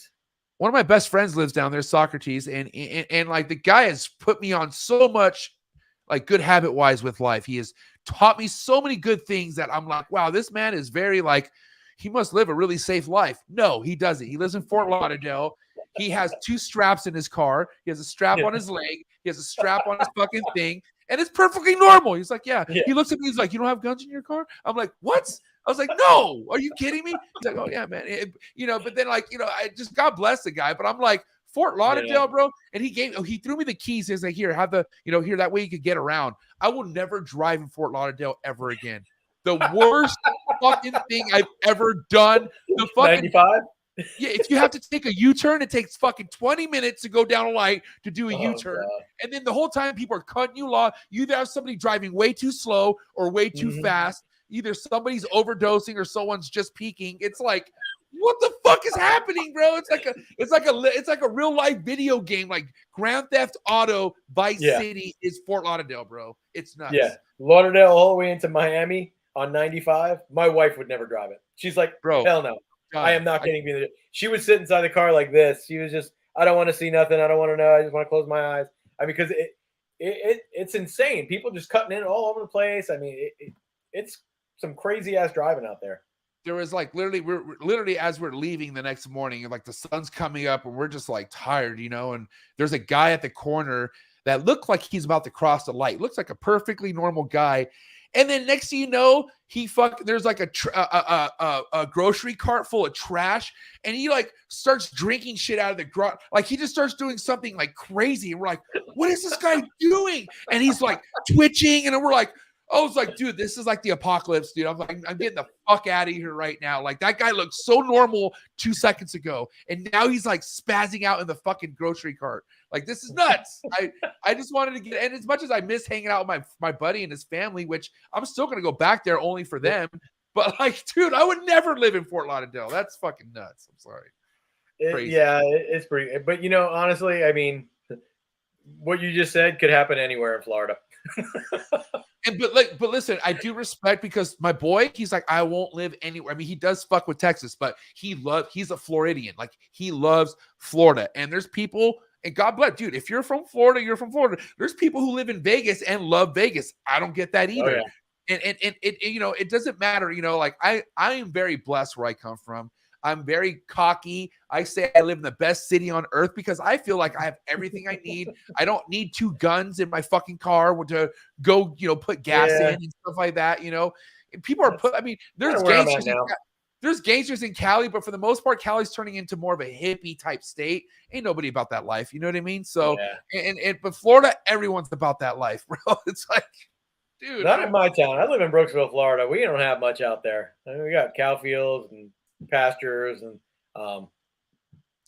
we live about 10 minutes where my wife grew up from. So your wife grew up in Florida too? Yeah, she was born in St. Pete and then moved to Brooksville when she was a couple years old, and we lived 10 minutes where she grew up from. I lived in Spring Hill, which is like the town over, which is like Little New York, which is originally where I came from. I moved to Florida when I was 16. Where did you meet Laura? I met her actually at a restaurant in Brooksville. I had come back from, I was going back and forth from New York to Florida after we moved there. And then I took a job at this restaurant, and she was a waitress there. And it's kind of funny how we kind of hit it off, because at first she didn't want to date me. She was not into me at all. And her friend had to actually convince her to go out on a date with me. Oh, shit. And now we're together like 30 years. So it's kind of... Joke's on her. So I got to ask you this, okay? Because what year was this when you guys hooked up, when you guys met? Oh God. 89, 88. Oh, okay. So you guys go back. So you guys have history. Okay, cool. Yeah.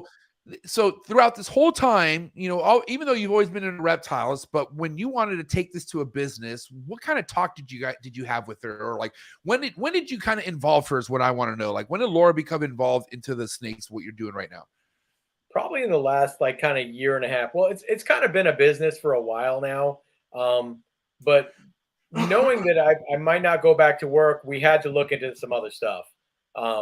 So it wasn't like I wanted to get another job. That was out of the question. I mean, it was like, well, I produce snakes and I sell snakes. I mean, maybe I can do this for a living and not have to worry about it. And she's like, well, I don't know. There's no pension. There's no this and that. I mean, I'm vested for the fire department, so I'll still get my pension. But it was like, that's when Chad decided he was going to get out. And that was right around the same time that it was like, okay, this will be my time. If I'm going to do this full time, this is going to be it, where I can jump in, have a huge collection, and work from there. Girls were ready to go. We were ready to breed. We were set for a good season last year. Everything was working, everything was falling into place, and she just went on board with it, and everything was cool. Now, I mean, she knows I'm a snake breeder pretty much. That's all I got now. It's a bunch of firefighter tattoos on my arm, but I'm full-time snake breeding. So what's crazy is that legit, you've been doing this for a while, and just in the last year is where you really kind of like accepted the full-time position of being a snake breeder. Like, I think in the last year is where I had to transition because I had to make that decision. Because it was either that or go back to work injured or find something else. But Steve, let's be real though. Even if you didn't take over your buddy's collection, you could have still done this full time. Yeah. Right. I mean, Bob was telling me for the last few years, you're ready. You can do this. Right. You can do it full time. But this was your push right here. This was like the This was it. This was the push for sure. Yeah, right. Which was a fucking shove, more like, you know what I mean? Oh, yeah. It was an expensive shove too. Right. But we were able to pay it off. We made a profit last year. Everything was good. So, everything just kind of it worked in our favor. Right. We had our ups and downs last season. Had an incubator issue. I lost some stuff, some real important stuff. Was that is that the overheating we were talking about before? Yeah. Can we talk about that a little bit? Because I'm sure there's plenty of other people who've hit this. So let's talk about that little mishap. While you're explaining what happened, I'm gonna take a piss and I'm listening. Okay. So go ahead. We had about 26 clutches in an incubator. Nothing wrong with the incubator. It was our thermostat that failed. Temperature shot up to 117 degrees with no warning, no lights, no nothing, no alarm. And it fried pretty much everything inside the incubator. Everything was kind of hard boiled. It was kind of heart wrenching. It was, I had some really good stuff in there. My only 2 Desert Ghost Clown clutches were in that incubator that I lost. It was, they were due to come out in 6 days. I only needed that thermostat to hold out for about 6 days. And the way we were producing clutches and putting them inside this incubator, the entire incubator would have been empty in roughly 16 days. So even if the thermostat would have failed and just died and turned off, I would have been better off than it heating up. Because it wound up killing everything inside the incubator. There was a lot of really cool stuff inside that incubator, and it was pretty upsetting. I'll admit it, I cried. That was a lot of hard work that went into that 26 clutches that I lost. My wife didn't handle it well either. But Steve, I'm sure, because here's the thing I want to kind of get at, because I'm sure a lot of people face a loss this devastating, if not even worse, you know what I mean? But there's certain dues you have to pay in this, I feel like, and there's certain things that happen that you can't control. And as bad as this is, what are you going to do, man? You got to charge it to the game. Like you shouldn't let it discourage you to keep going. And I've had, go ahead. We had a phenomenal season on top of it. Right. You know what I mean? Even with that loss, it still went great. And, I talked to people, and I talked to Bob that night. I talked to a couple other people that night. And I talked to Eugene Bissett. He's a legend in this field. I mean, he's been in it forever. And I talked with him, and he said, "What'd you lose?" I said, "I lost 26. He says, "You didn't lose anything." He goes, "All you lost was eggs." He goes, "You didn't have babies. They didn't come out of the egg. You didn't have nothing yet. All you had was eggs. Until those things crawl out, that's all you got." And, he put it in a better perspective, and I was able to stomach it a little bit better. It still hurt. Don't get me wrong. I mean, when you lose that much of your hard-earned work, it kind of leaves a really sour feeling in your stomach. Not to the point where like, I'm done. I'm out. That's it. I'm throwing in the towel. It never happened like that. But it was just like, okay, now we got to regroup.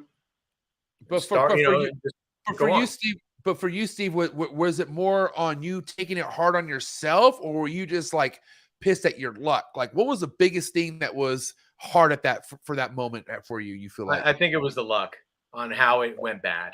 because that's what it is. Yeah. Yeah. We've changed a bunch of things this year. We've changed all our thermostats on our incubators. We're not dealing with the ones we had before because they failed. We had a lot of problems with those, not the ones on the incubators, but even ones on my racks. Right. I'm not afraid to say it. They were VEs. They were failing left and right. And I had multiple friends saying the same thing. The screen would just go scatterbrain and just, you know, there would be a bunch of different numbers and letters that pop up on the screen. It wasn't worth it. I mean, we put, you know, tens of thousands of dollars into these incubators and we trusted to a $120 thermostat. Spend the extra money. If the thermostat is $400 for a herpstat, you know, spider robotic, spend the $400. It's so worth it. That's the price of one steak and one egg out of, you know, 60 clutch or 30 clutches in that incubator. I mean, there's certain shortcuts you don't take in life, and this is one hobby where shortcuts will go against you every single time. And the funny thing is, I've done them for 12 years in that, you know, in incubators like that and VEs and never had an issue. But this was, I mean, this was a big failure for me, and I was beside myself.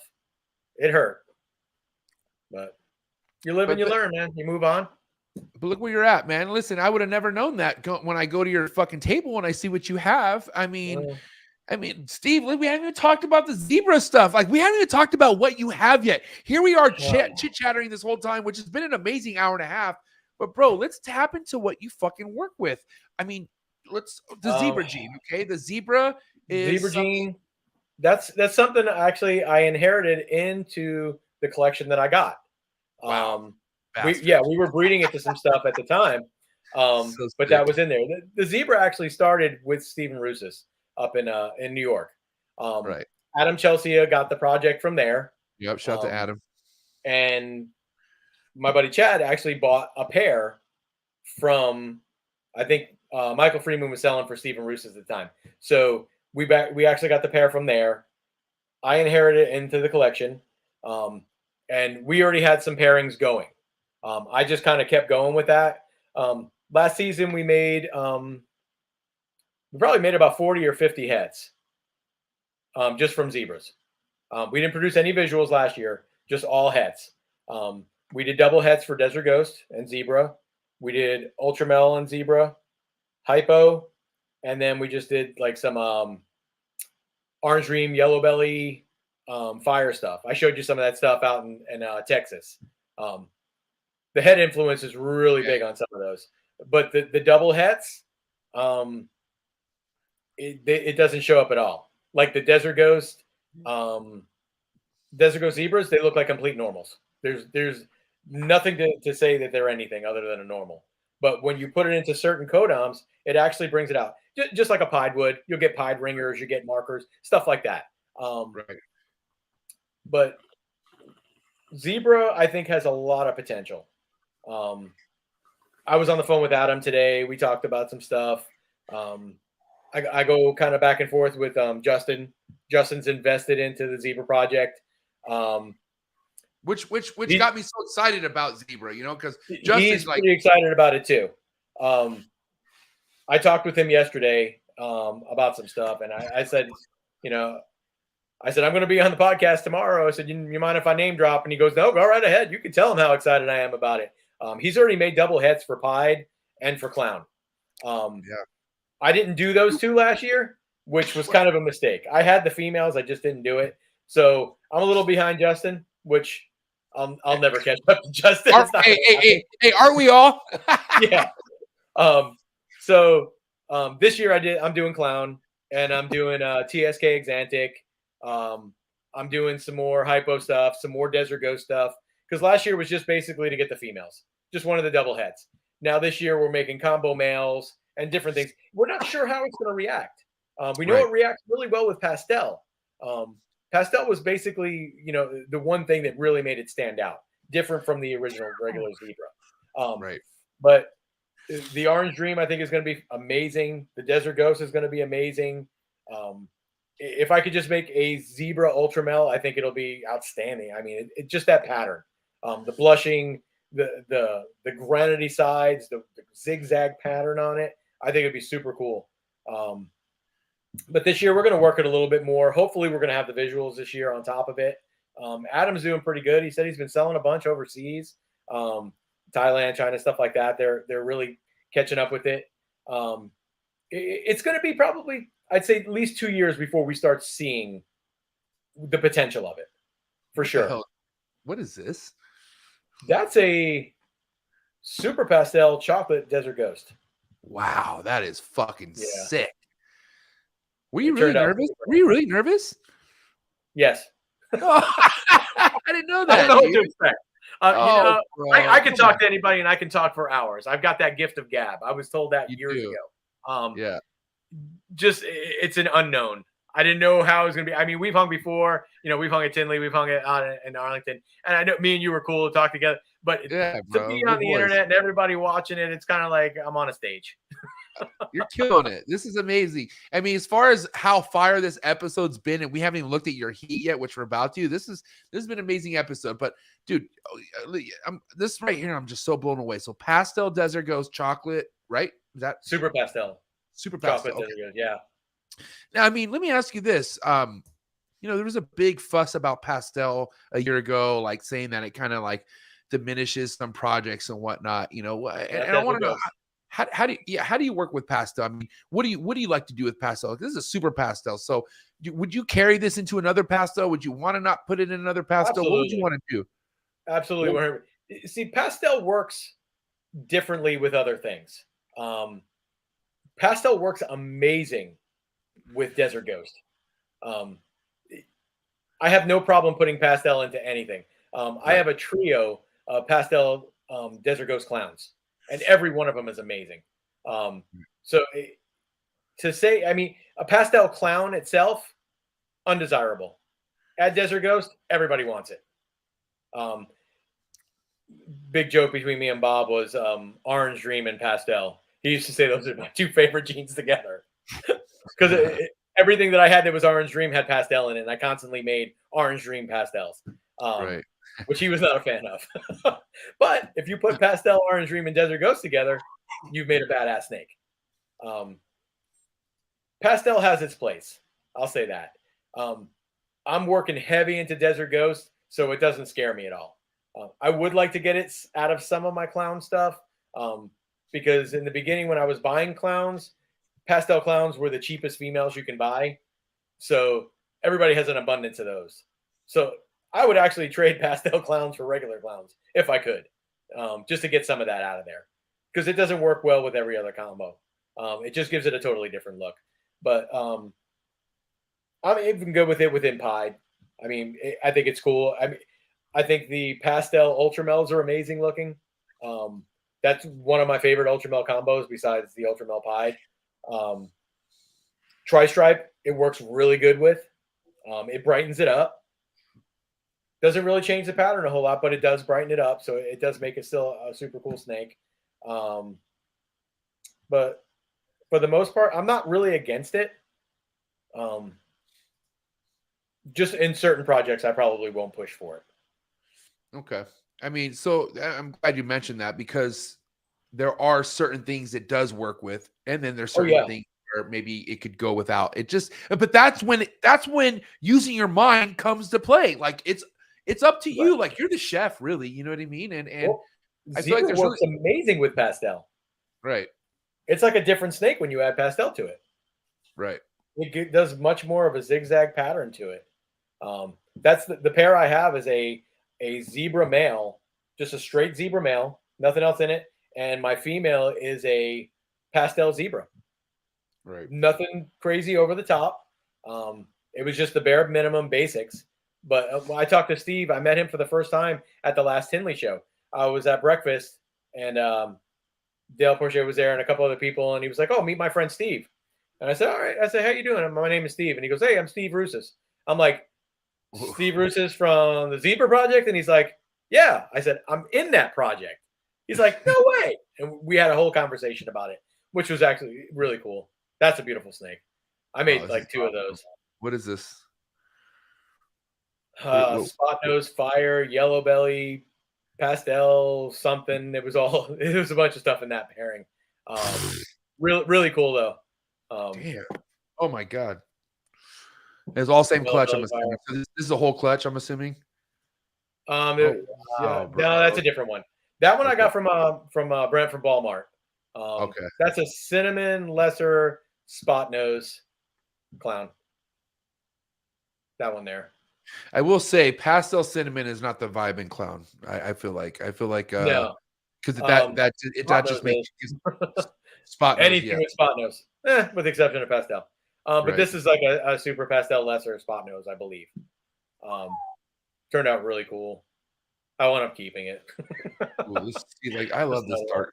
This is my shit right here, bro. Look at this. What's Russo in this? Hypo Clown. Russo Hypo Clown. Wow. That was Hypo cool. Clown is like you can't go wrong with those two recessives, man. I mean, I feel like I better if you could do clown DG, but I'm just either way, if you could have clown and hypo, I mean it just Actually brings do out all 3. Yeah, do all The Bells 3. are doing all 3. Right. Jeremy Smith, Damn. Tim and Mark So- Jeff Bell. Let me ask you this, okay? I'm just so curious because I mean, you did inherit this zebra project, but for the average person, if they were to get their hands on a project like this without inheriting it, like they wanted to pay for it, this is a really expensive project to get into right now, correct? Very. Okay. So, go ahead. $13,000 to $15,000 maybe around for just a single gene male. Right. I believe that's what Adam's charging for him. He's the only one I know that's actually producing them so far. I've only been making hets. I believe Justin's only made hets so far. I'm not sure how big his other ones. He got 4 of them, so I'm not sure how big his females were that he got. Right. But I believe he got 4 visuals. 2 males, 2 females, maybe. But yeah, I'm really hoping to hit some this year, just to hold back some too myself. Right. Well, that's the whole game plan, right? To kind of get to where you want to get, you got to hold shit back, right? So Always. always. It's a constant circle of holding stuff back. And I'll hold back stuff this year and then, or last year. And I got 116 snakes. And now this year, I'm going to produce a bunch of snakes. And then I'm going to sit there and go, well, this is cooler than the stuff I made last year. Maybe I'll hold this one back and get rid of that one. So I'm chasing my tail because now the ones I've already got, weight on, I'm swapping it out for one that was just born. Right. So it's constant. I mean, you can do 3-4 years in a row, and it's like, the stuff you're making 4 years from now are going to blow away the stuff that you have in your collection right now. You're constantly going to be upgrading and doing different things with it. I mean, if it's one thing I respect about the ball python game is just because you come in dumping a bunch of money doesn't mean you're making the right moves. Like there's so many things you got to do correctly if you're investing in a high-end project. So let's say there's somebody out there who is getting their hands similar to a zebra, or if they are in the zebra project, right? What would be the right move with that? Like, what would you, if you're somebody new in a game and you're going to really want to go into the zebra project, what would be the right move to do personally, you feel like? I mean, if you have the means, buy a pair, make some visuals, take that male and breed them and make all your own hets. Pave your own way. This is a brand new gene. I mean, nobody's done anything with it. I mean, you can start breeding this to all kinds of stuff that's never been done before. It's all brand new. We don't know what's going to work and what's not going to work. That's part of the conversations I have with Justin. It's a busy pattern. So if we put like leopard in it, what's it going to do? We put GHI. We put, certain things might not favor it. They might kind of go a different direction. But it's all trial and error right now. I mean, just if you can get a hold of a male, I think that would probably be your best bet, and make the hets. Make all the hets you want, because you might be the first one making all that stuff. I know Adam's doing, when I spoke to him today, he said he's doing Exantic too, because he's big on VPI. Right. I have both lines. I have VPI and I have TSK, because I bought snakes that were, cool in both lines. But I'm doing the TSK stuff. Since he's already doing VPI, I'll do the TSK. Maybe in a year I'll do VPI also. But for right now, I'm just going to do the TSK stuff. JD John actually saw me in Arlington, not this last one, the one before, and I had my zebra male there, and he goes, you need to get that shit in TSK. You need to make some heads for that.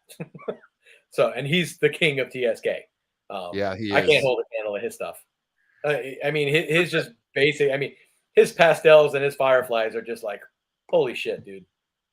I mean, Right. just But Steve, I really feel like I feel like what JD's done with his stuff and Kabelka and the handful of other guys, you're definitely on that path for sure. I mean, and I'm just telling you, with all due respect, I feel like with what you have going on right now and your dedication on top of your connections on the crew you keep, like you keep your circle right, dude. You're I don't know. I have a good feeling about you and the zebra stuff, bro. I really do. Like I feel like you're really gonna hit break the mold. I appreciate that. I'm excited for you. But with that being said, I mean, do you suggest somebody who does have, let's just say somebody who comes in with 100K, right? Would it be smarter to spread that out with projects, or do you feel like you should really just focus on maybe a couple, or if not one project with that 100K? Like, well, I mean, what's really like the game plan? And just your opinion. It doesn't mean like you have to do this, but what would you do with this 100K? 100K will buy you a lot in this business. Would I invest it all kind of in something like that? Probably not. I would probably buy some choice animals, DG clown, pied clown, stuff like that, and just work those projects probably right now. Desert Ghost Exantic, I think, is going to be one bigger than clown. Right. Not as many people working it as they are clowns. Clowns are going to be a lot more common in a couple of years. But to invest a ton of money into one project, I would say diversify and do multiple projects with that $100,000. Not just buy 2 monsoons, 2 zebras, and 2 desert ghosts. I wouldn't say something like that. But I did hear a podcast with Miguel on it years ago, and he talked about somebody who was investing money into snakes. He says, you have, like, say it was $3,000. You have $3,000 into investing into snakes. He goes, you can go and buy $3,000 snakes, or you can buy $3,000 snakes. The end result is, you want to feed 30 snakes a week, or you want to feed 3 for the same outcome. For the same outcome, right? Quality snakes. Right. That holds pretty true. To buy a bunch of cheap snakes and to go, that route. I mean, if that's what you want to do, that's fine. But understand, you're only going to make $100 snakes at the end of the day. And if that's fine too, if that's what you want to do, but don't complain. But don't complain about the people making fucking 5K, 10K because they put themselves in that position. Like, have you ever gone to the casino? You know how there's high rollers tables, and then there's the penny slots. Nobody's asking you. No one's asking you to be on the penny slots around all the cigarette smokers, fucking getting free drinks that are all bottom fucking. That's me. I love the penny slots. Like I mean, bro, you got to pay to play, bro. It's what it comes down to. For sure.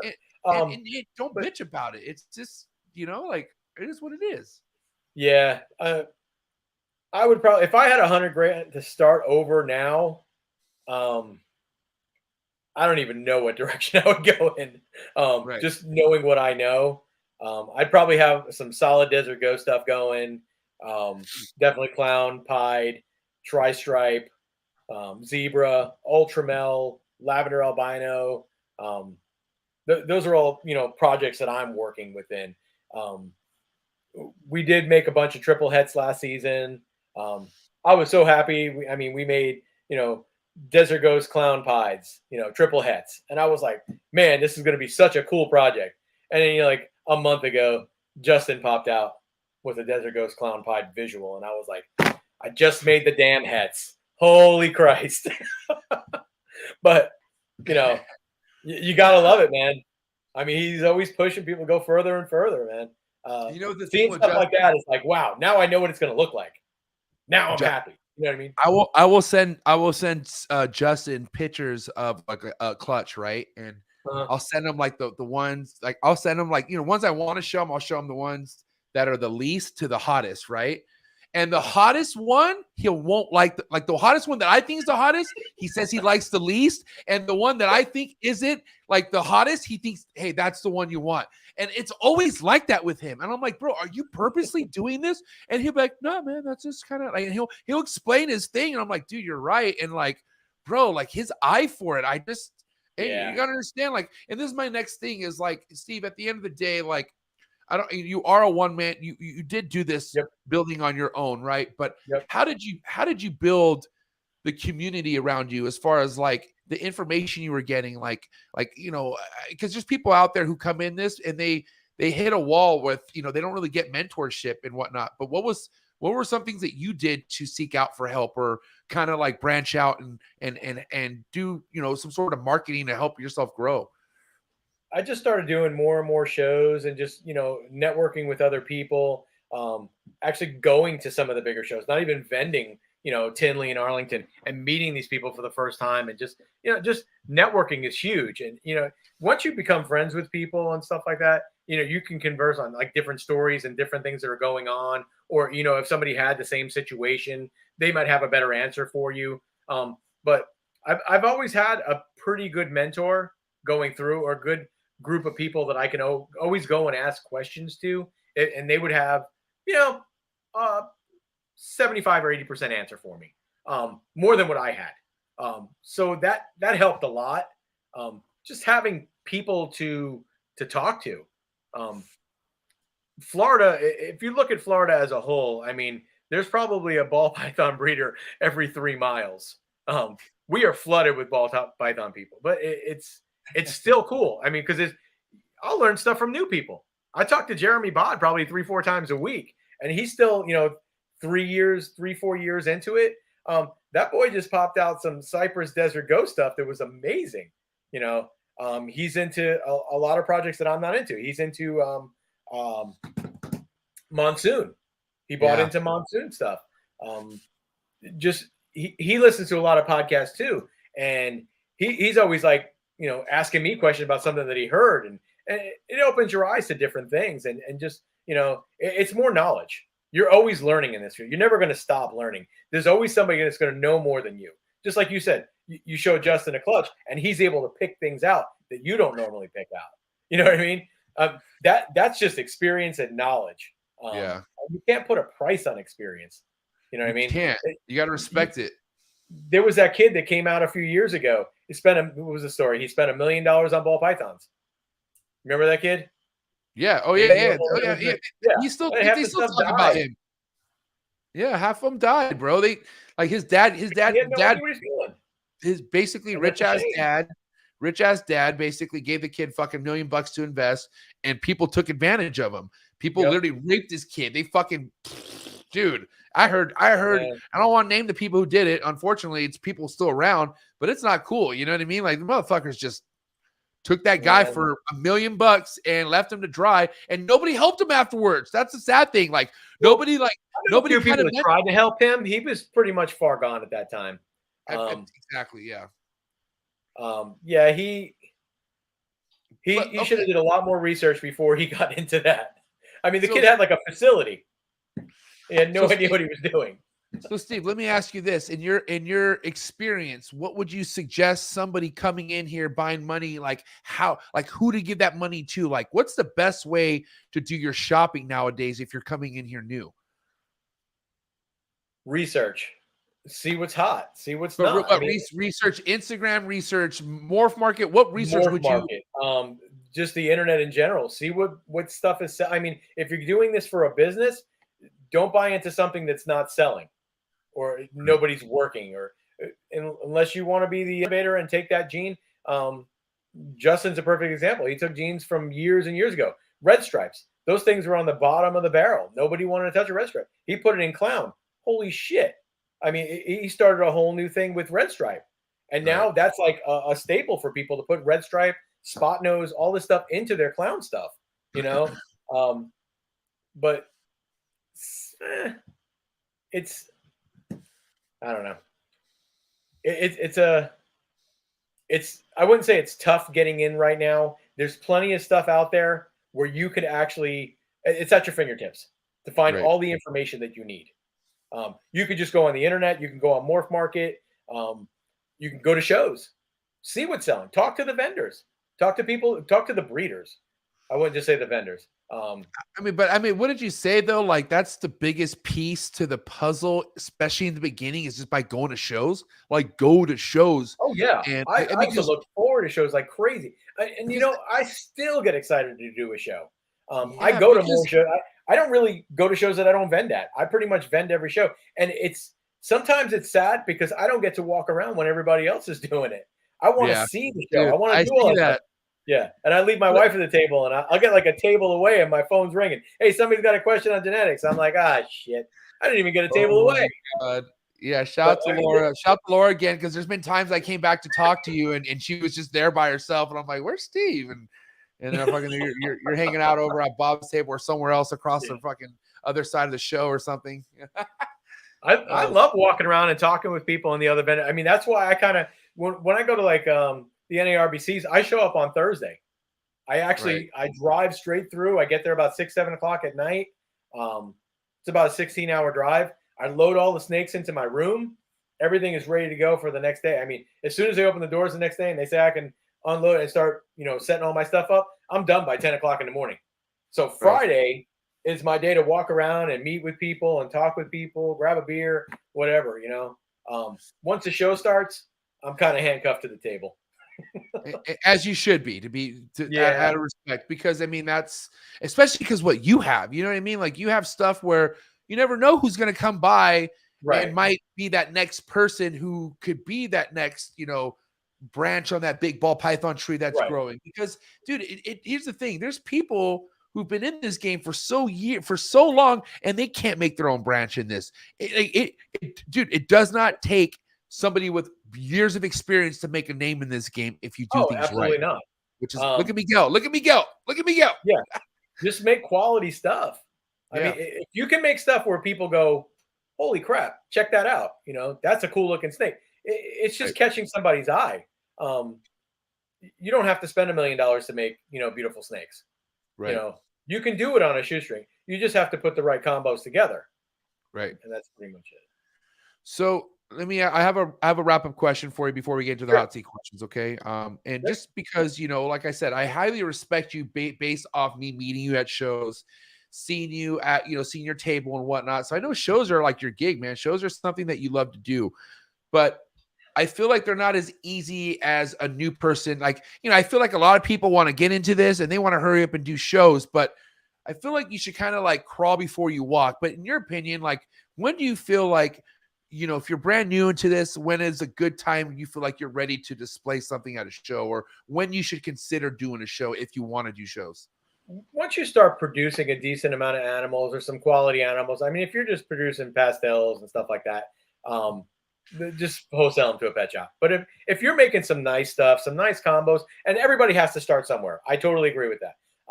My first show was in Lakeland, like 10, 11 years ago, at the Repticon Fire Show. I put so much work into wanting to be, a breeder and wanting to vend at shows. I had a whole checklist of everything that I needed, from paper towels, business cards, got my banner, got this, got that, and I put so much work into it. And then once I did my first show, I was hooked. But to get that first show under your belt, I think you got to be mentally ready for it too, because you could actually go to a show and sell nothing. There's people who've been doing this for years and go to shows and sell nothing. I've been pretty fortunate. We always do kind of well at the shows. We always move animals. We never have, a miserable show where we're like, oh, we didn't even make our cost. That hasn't happened yet. We've always at least made that. And it's gotten better throughout the years. But for someone coming in that really wants to do shows, find someone to mentor you. Find someone that'll let you come in and hang out behind the table and just see that atmosphere. Not everybody's going to walk up and know everything about what they're talking about. I mean, you're going to have those people and be like, well, I have like 4 snakes and I really want to breed, but I'm really interested in doing something like this. I really like clowns. Okay, well, what kind of animals do you have? Do you have a male clown? Do you have females? Or are you just getting in it from the ground floor? If you only have like a shoestring budget for it, maybe you want to buy a visual male and some head females. how you want to do it, but make it a project. Don't just buy, okay, I got a male clown. That's not a project unless you're planning on making hits with the stuff that you got. But finding someone locally to you that does the shows that you can talk to on a regular basis, whether it's chatting, talking on the phone, Messenger. Most of the people that I talk to, honestly, is probably through Messenger. Messenger is like the biggest thing in text. Right. Jeremy likes to talk, Jeremy Pod, so he calls me a lot, and we have some really good conversations. David Levingston's another one. He accidentally butt dialed me like a month ago, and I called him back, and he's like, I didn't really mean to call you. And it was like 2.5 hours later on a video message. And it was awesome. It was, a great conversation.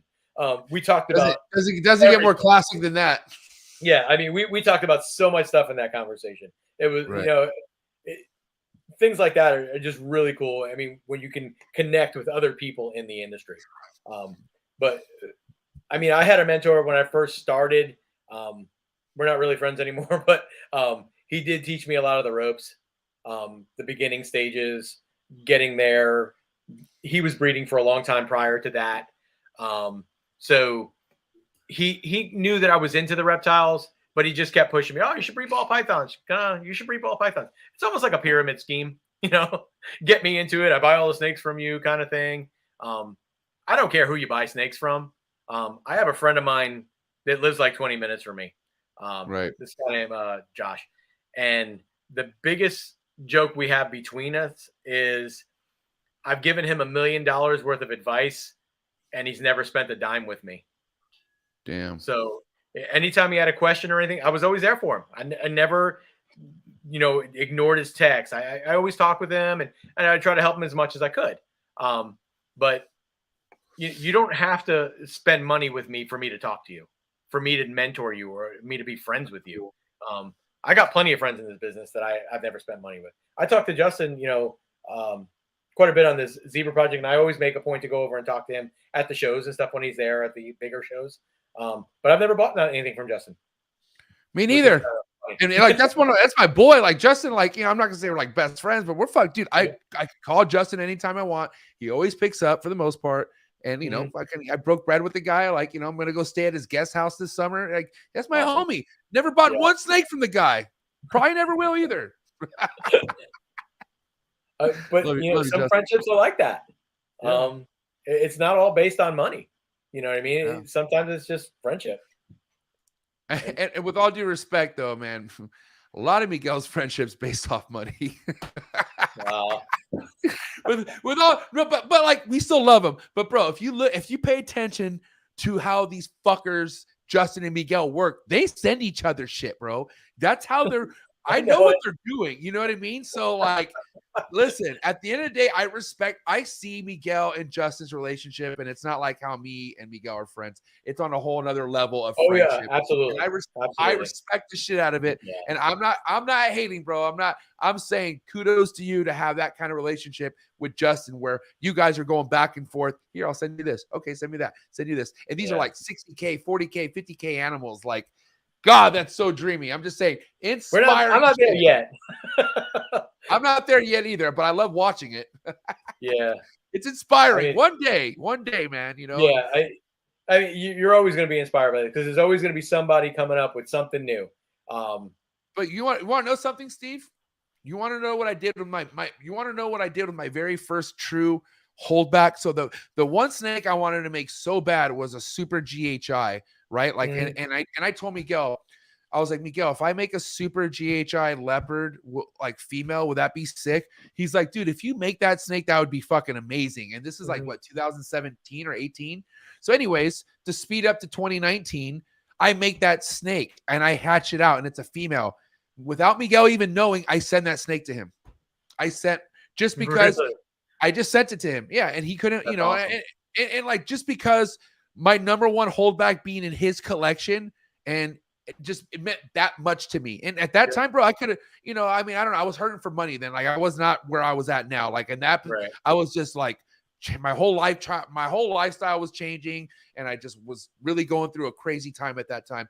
But I just felt like inspired by doing that. It felt so good that it surprised him. He loved it.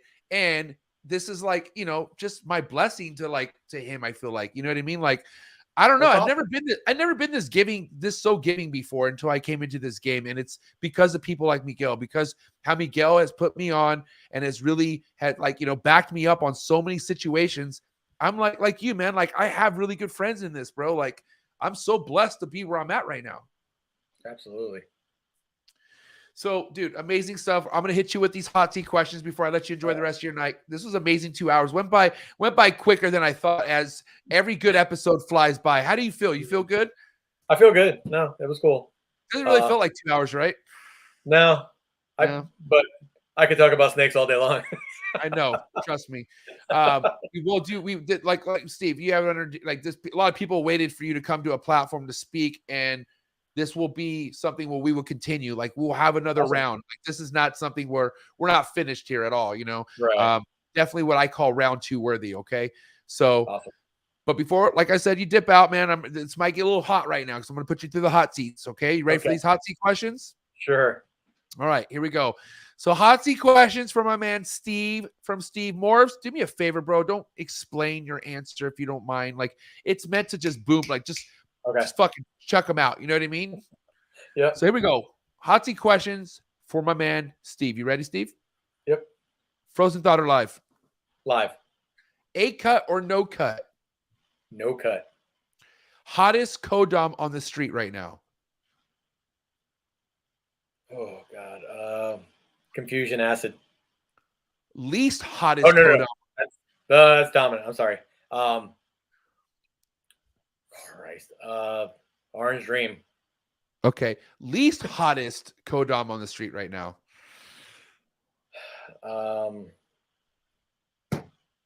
Pastel. Oh, you're brutal. Okay. Red Chondro Neo or yellow Chondro Neo? Red. Pre-first shed meal or post-first shed meal? Post. Yay imports or boo imports?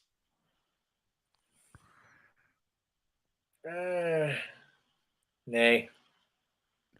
Okay. Wow, you're a dick. I'm just kidding. You're in Florida. That makes sense. We got enough imports. That's respect. Honestly, that's a good answer coming from somebody in Florida. Respect to you. To miss a reptile or to not miss a reptile, meaning spray, like to spray them down.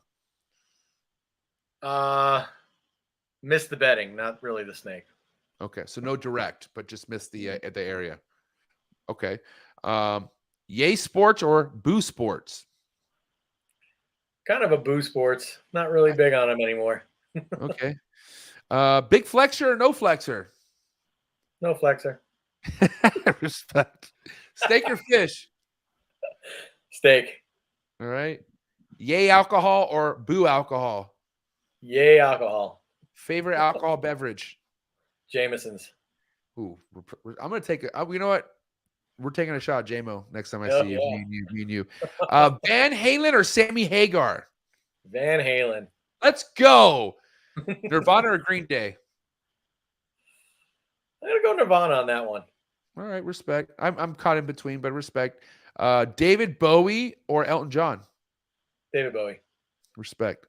West Coast rap or East Coast rap? I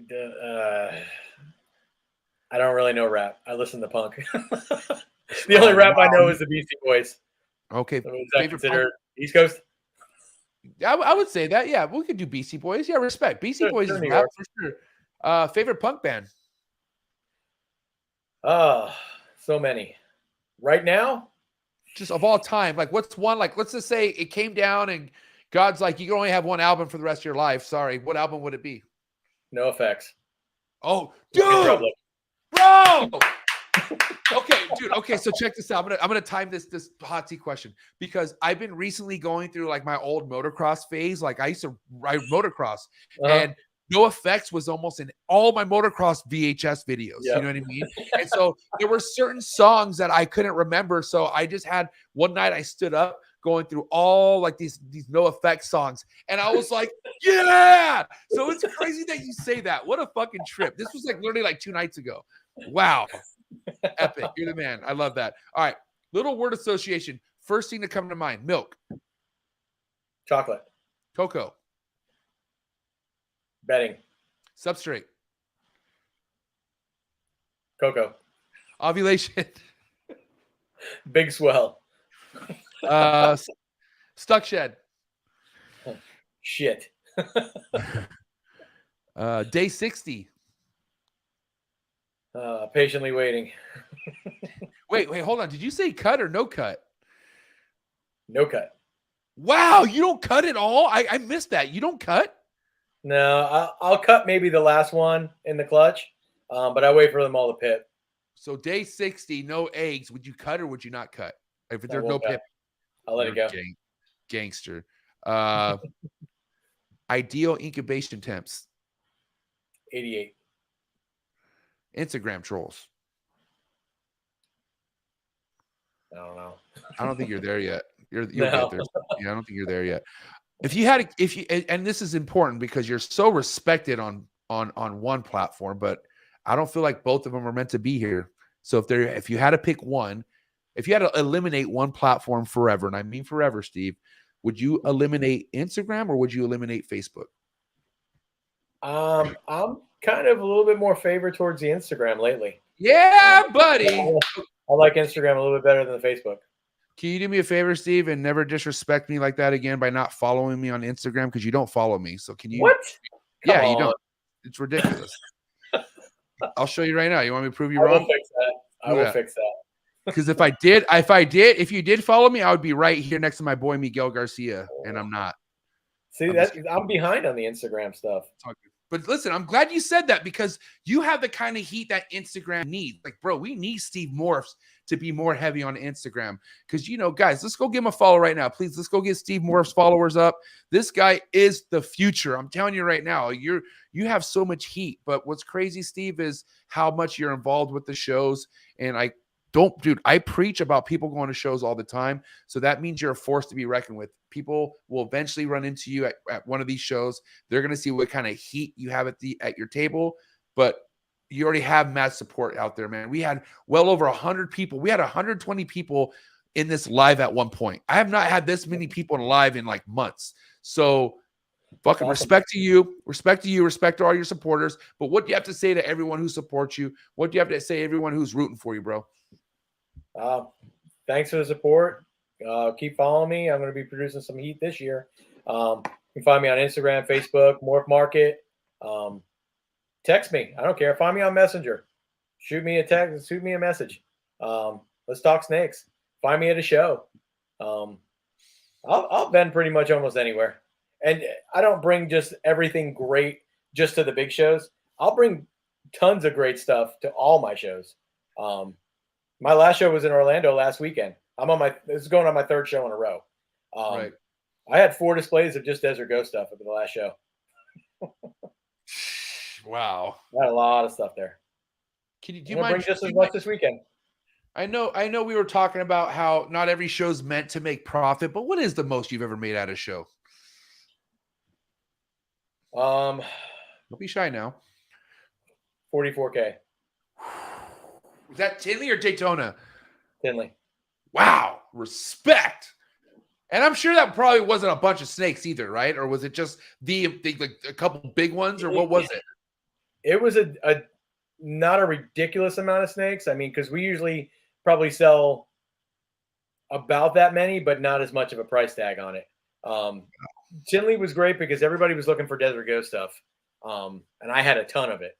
So damn, people just came looking for it. You know what I mean? Everybody had money in hand. They were ready to go.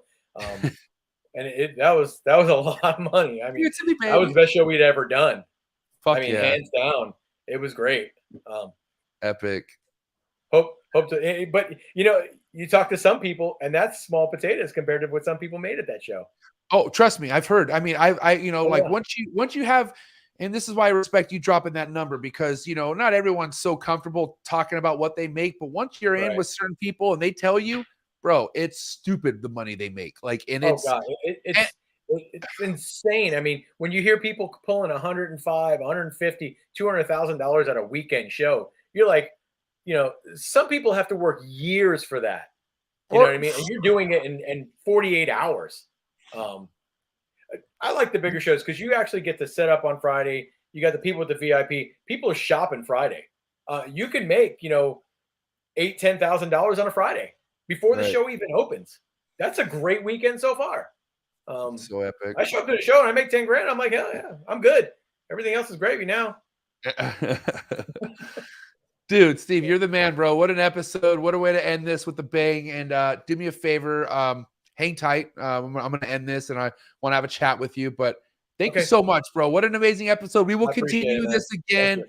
But this is Steve signing out, checking out. Steve Morphs, ladies and gentlemen. Thank you.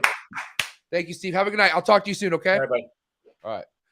Whew, what an episode, guys. Thank you so much. Dude, all the viewers, man. Damn, over 127 likes. That's what I'm talking about. Mad respect. This guy deserves this kind of clout. And I'm telling you right now, if you've seen him at shows or even had the pleasure of talking to him, either online or in person, you know what kind of guy he is. So I appreciate everyone who tapped in, showing this guy the love and support. Please, if you happen to check in or tapped in later on and you forgot to hit that like button for my man, Steve. This was his first podcast and he fucking killed it. So thank you so much. I will say the rest of this week is pretty exciting because I have somebody tapping in this Saturday for the Trap Talk International Coffee and Dab session, my round 2 one-on-one with my boy Gavin from Balls to You. I had the pleasure of hanging out with Gavin, got to meet him for the first time at Arlington. What a fucking guy. This guy right here is definitely a leader in the industry. We have a lot to talk about, man.